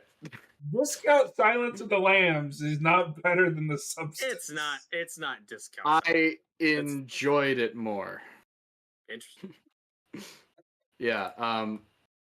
So I mean, we already kind of talked about it, but yeah, I love the supernatural elements mixed in with the procedural elements and the whole satanic stuff. Yeah, it's a movie that I really vibed with a lot. I've talked to a few people that don't really like the ending, and I think you brought that up earlier, Robert, where you didn't really think it completely worked. I've talked to some people who the ending killed it for them. I don't know. I was fine with it, but it's something I'm very curious to rewatch to see if my opinion changes on it. But yeah, no, I mean, great performance from Nicolas Cage. Really disturbing. Yeah, I just had a great time with it. Yeah, like I get that it's a slow burn, but I also didn't find it boring. I found it very creepy, start to finish. Like I felt genuine tension throughout that whole movie. God, I was locked in the whole time. Yeah, it's maybe the most. I'm not mad. I'm just disappointed. It's maybe the most tense I've been watching a movie in theaters this year. So I think for that reason, it's my number 1. You weren't tense when a certain clown took a chainsaw and that was more cringeworthy. But I enjoyed that too. That makes me sound really weird that I enjoyed that scene. Oh, well, we have that on tape. I meant I enjoyed that movie too for what it is, That was a better theatrical experience than Long Legs, probably, because there was also a better crowd. Just a better movie. It's a good movie, but not exactly my kind of movie. I can't wait to make you watch the I Spit on Your Grave movies. Oh, great. Wonderful. When are we doing that?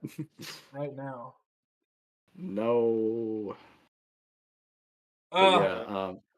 Maybe I will update the list after I see Nosferatu, because I have a feeling that'll top some of these movies. It won't matter. We're done. I'll make a YouTube short about there it. There you go. But for all our runners up, we did have a lot of overlap in our 5 best. They were just kind of in different places. I mean, me and Noah probably differed the most just because Immaculate, First Omen, and I Saw the TV Glow, which I haven't seen. All those didn't make my top 5. But we were both on the same page with Long Legs. And the Substance made all our lists. Good job, Substance. Yeah. It just shows how good of a movie nearly it consistent winner. Yeah. Yeah.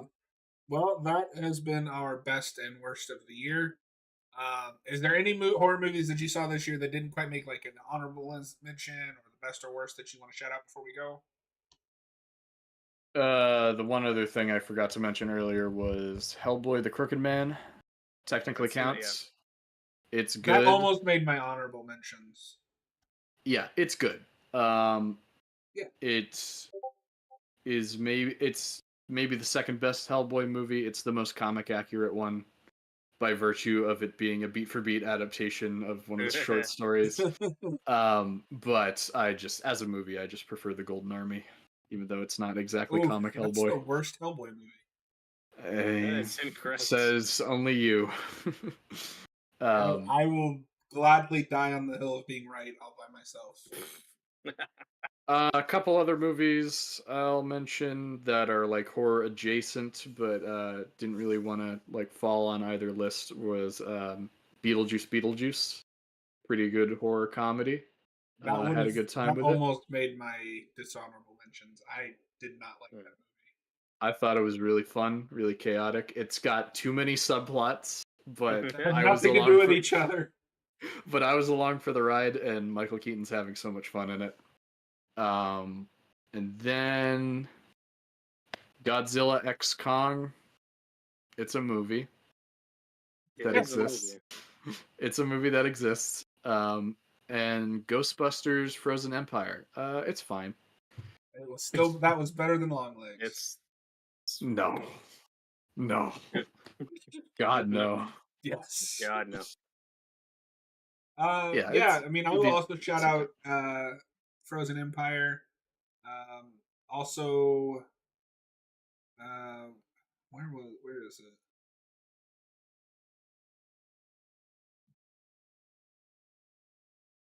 I guess I did hit all of the Really? major like horror movies that I have on my list. I guess none of us saw the Crow remake since that didn't make any of our lists. I was going to, I but don't want to then pay I for it. decided. Yeah, I decided to watch like more actual horror because I needed more of that. Oh, now I will say a big favorite for a lot of people this year. Though I guess it's, I've also heard it more described as a thriller than a horror movie, but I haven't seen it. Strange Darling. Oh I yeah, did That's on not a get lot of around people's to that one. favorites. I haven't seen it. I didn't get around to that either. Yeah, I wanted to. Yeah, I also want to mention Stream. That's another one I've heard about, but didn't see it. Oh, is that the movie that you and I No, were that's talking about? Because it's got like a we killer were. cast. Yeah, I Yeah, forgot I about just that. didn't get around to it. Also, I'm kind of surprised this didn't come up as an honorable mention, unless you guys haven't seen it or didn't care for it. Heretic. A lot of people liked Heretic this year. I was I gonna also haven't watch seen it. that. I was gonna watch it, but I forgot about it. Oh wow, okay. All I know about that movie is Hugh Grant does a Jar Jar Binks impression. That's amazing. Now I want to see it. Also, I should clarify before Kyle gets mad at me. So I guess actually the two films that made all of our lists were The Substance and Terrifier 3. Yeah, I guess so. yeah. Congratulations, Terrifier 3.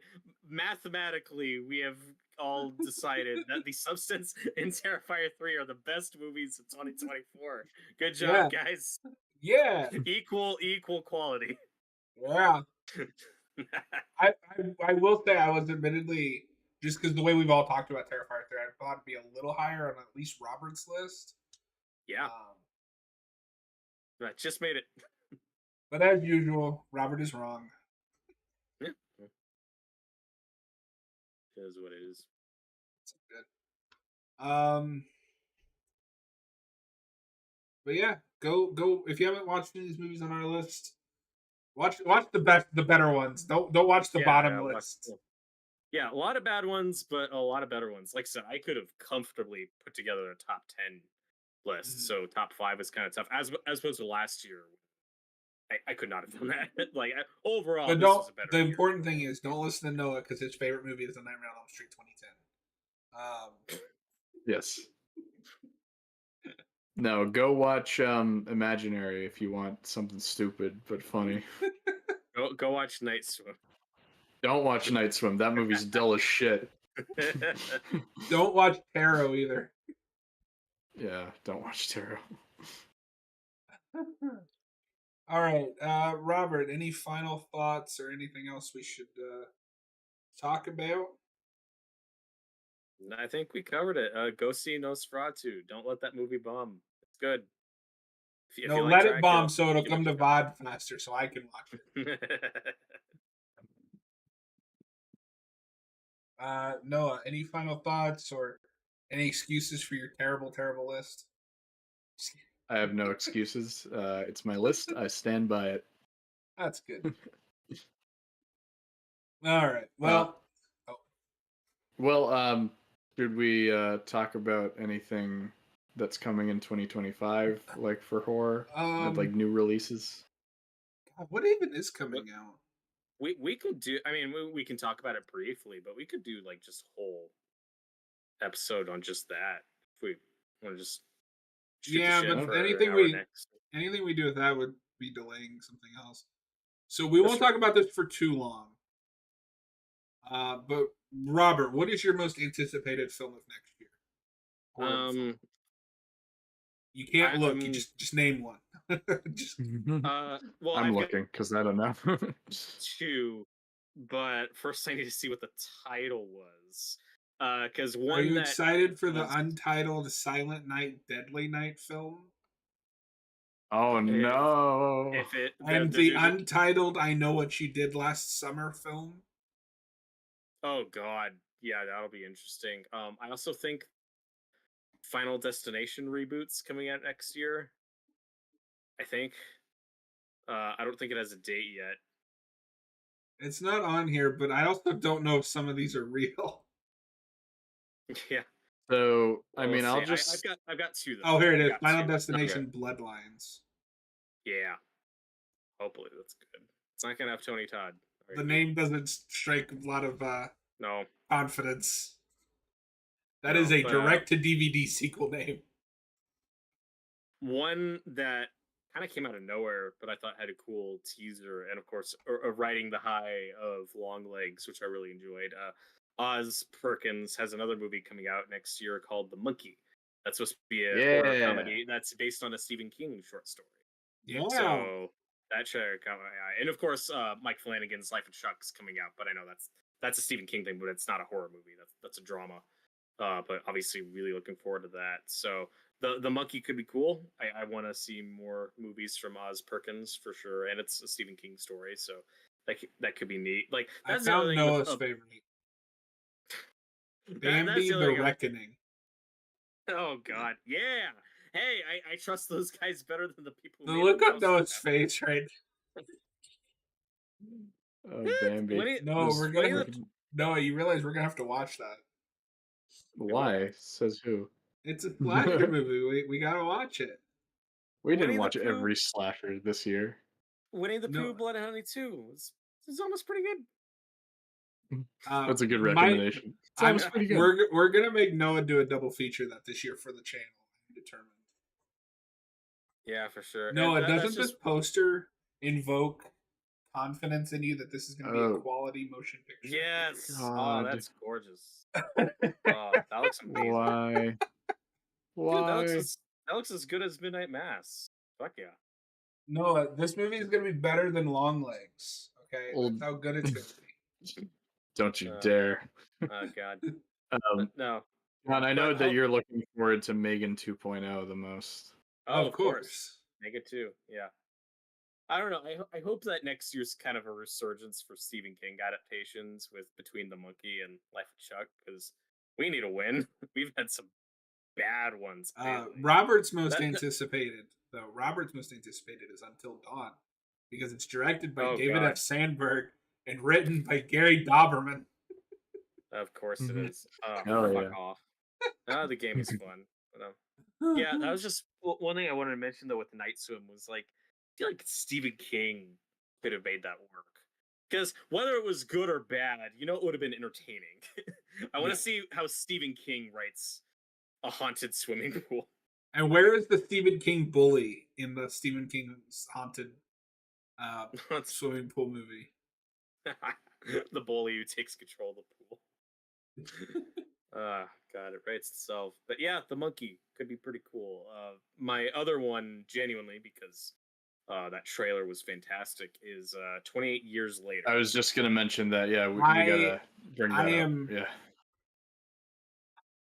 I don't know if I'm excited, but I'm happy it's finally happening.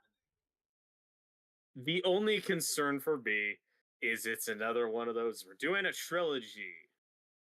Not Oh, I just didn't know that. Yeah, it's like just focus on one movie, man. And Okay, then that makes about me that less later. excited. That's the concern. That is Where concerning because I mean, this is the third film. This is the trilogy end. You've been trying to make this Yeah. for years. What are you gonna call the next one? 28 decades later? I hope so. Yes. 28 centuries later. But Danny Boyle's back. He's a great director. mhm. That trailer I thought was great. So I'm still I pumped still gotta for it. watch It's the got a trailer, good cast. but that means that we've got to do 28 days and weeks later this year, this coming year. And I've never Oh, seen for sure. Weeks, so And I think should they're watch that. finally out on streaming. Like, I don't know if you guys knew this. Those movies have been hard as fuck to get and watch for like years.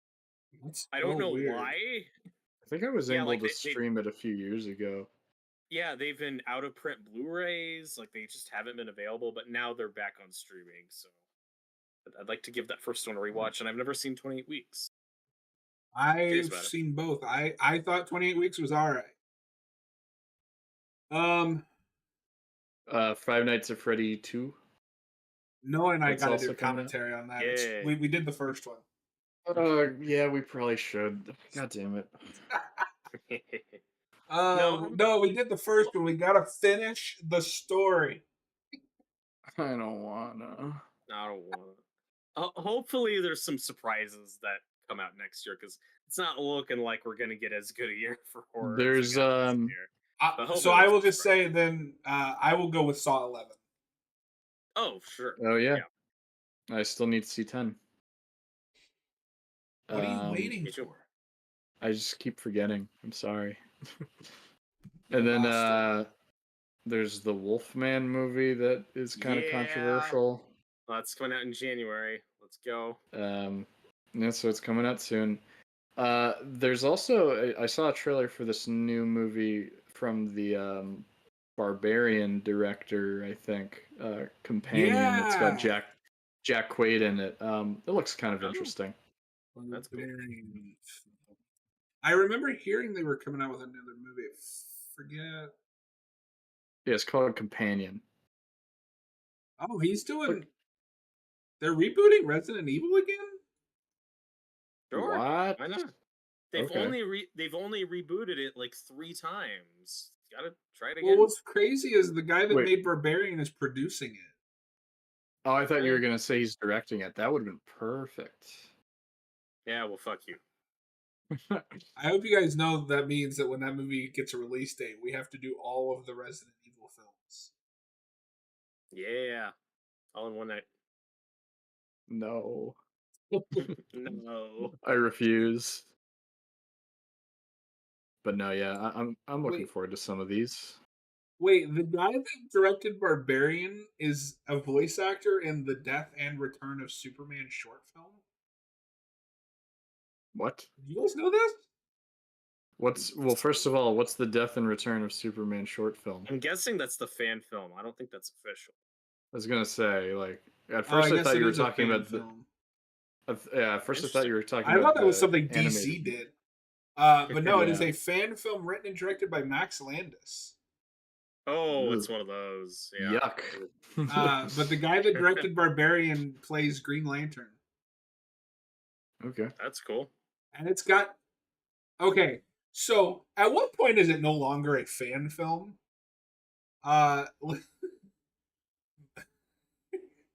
This has Elijah Wood, Mandy Moore, Yuri Lowenthal, Jeanette McCurdy, Elizabeth Gillies. Like, is it a fan film if you have actual actors? Well, I mean, there's like that Power Rangers fan film with Katie Sackhoff. There's. I mean, I also question if that's a fan film because it has basically movie quality.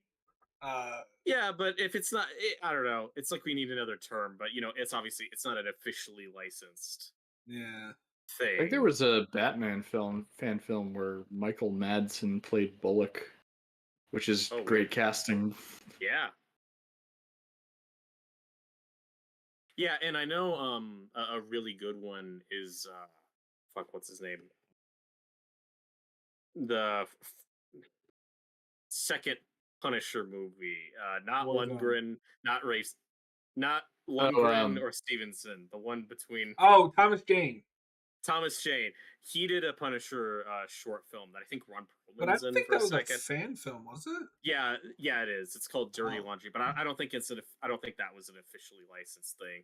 I think it has just some score from The Dark Knight in it because they were like, oh, fuck it. We're not making money on this. Let's use music from The Dark Knight, if I remember right. But that's a good one.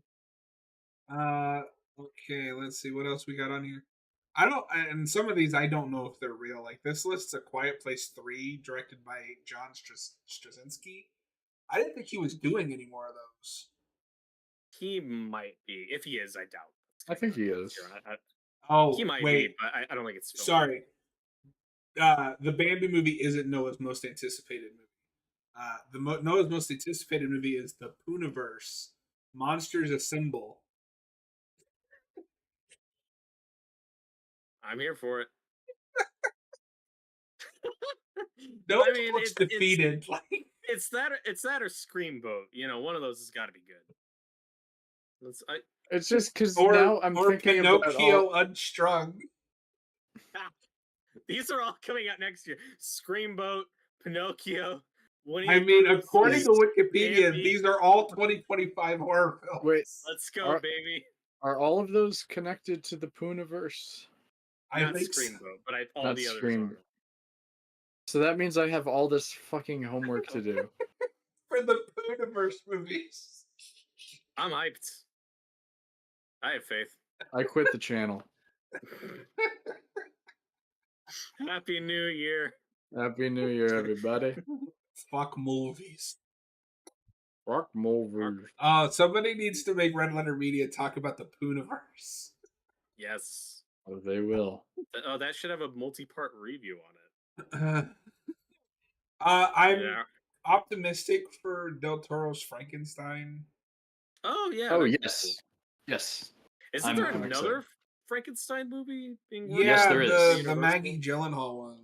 Okay. Hopefully it's not on here. One of those are killed. This also lists King Spawn for next year. I still don't think that's happening. Yeah, we'll see if that actually happens. Noah, you've also got Peter Pan's Neverland Nightmare. Just stop reminding me. I don't have to think about this. We're getting a Black Phone 2 for some reason. Yeah. That's fun. Hey, it's supposed to be me that questions why sequels are being made. Speaking of no sequels for Noah, we're all gonna watch The Strangers Chapter 2, right? Oh fuck yeah! I guess I have to. I hope that series goes like the Horizon and American Saga route, where the second one just gets dumped on streaming and then they're just canceled after that. Like no more. That he is not making 5 Horizon movies. That's not happening. No more. I didn't know there was supposed to be I hope it's 5 like I hope it's like the Divergent movies, where they just never get to the end of them. Noah, do you know about the Divergent thing? I don't think so, actually. Okay, so it was another like Hunger Games situation where it's like 3 or 4 books that all got movies, and then the last one they split into 2 because Harry Potter did it, and then everything like Twilight, Hunger Games, they all had to copy Harry Potter and do the last book as 2 movies. The last Divergent, the final chapter, part 1, did so poorly that they just stopped and never made part 2 and finished. And originally they announced that they were gonna do part 2 as a TV movie with a new cast. Oh, and then they just didn't make it. But this was officially announced. This was the plan. Wow. God. See, that's the one. That's like the one part 1 that never got a part 2. Rip. Rest in peace, Divergent. Yeah. Gone but not forgotten. I think it is pretty much just forgotten at this point. Yeah. No one's Well, favorite Robert young didn't adult forget. novel adaptation is Divergent. Nobody cares. There's like one person out there. It's like I love That's Divergent. Robert. We know it's Robert. Of course. I mean, it's no Pooniverse. But, I mean, what is? I mean, that is going to redefine cinema. I can't wait to watch Winnie the Pooh, Blood and Honey 2, We Just need to stop. do Peter commentaries Pan, on the first. Neverland Unchained, or whatever the Okay, fuck the that only Bambi movie was called. the only way we do this is we Is need if we to do do it like together. we no really like we have to do a live blind commentary on all of them. I'm so down. When they hit Peacock, Go. we could start. We could start next time you're available with the first two Pooh movies. Yeah. I'll do it that way, yeah, because I'm not fucking watching them and then reviewing them. Like, Imagine We'll trying to make review reviews that are those. longer. Oh, all right. That is going to be it for us. Thanks, guys, so much for hanging out. We will be back next Thursday with Resident Evil 2 or something, and then Friday we will be doing the Crazies double feature. Finally, have a good night, everybody. Good night. Happy New Year.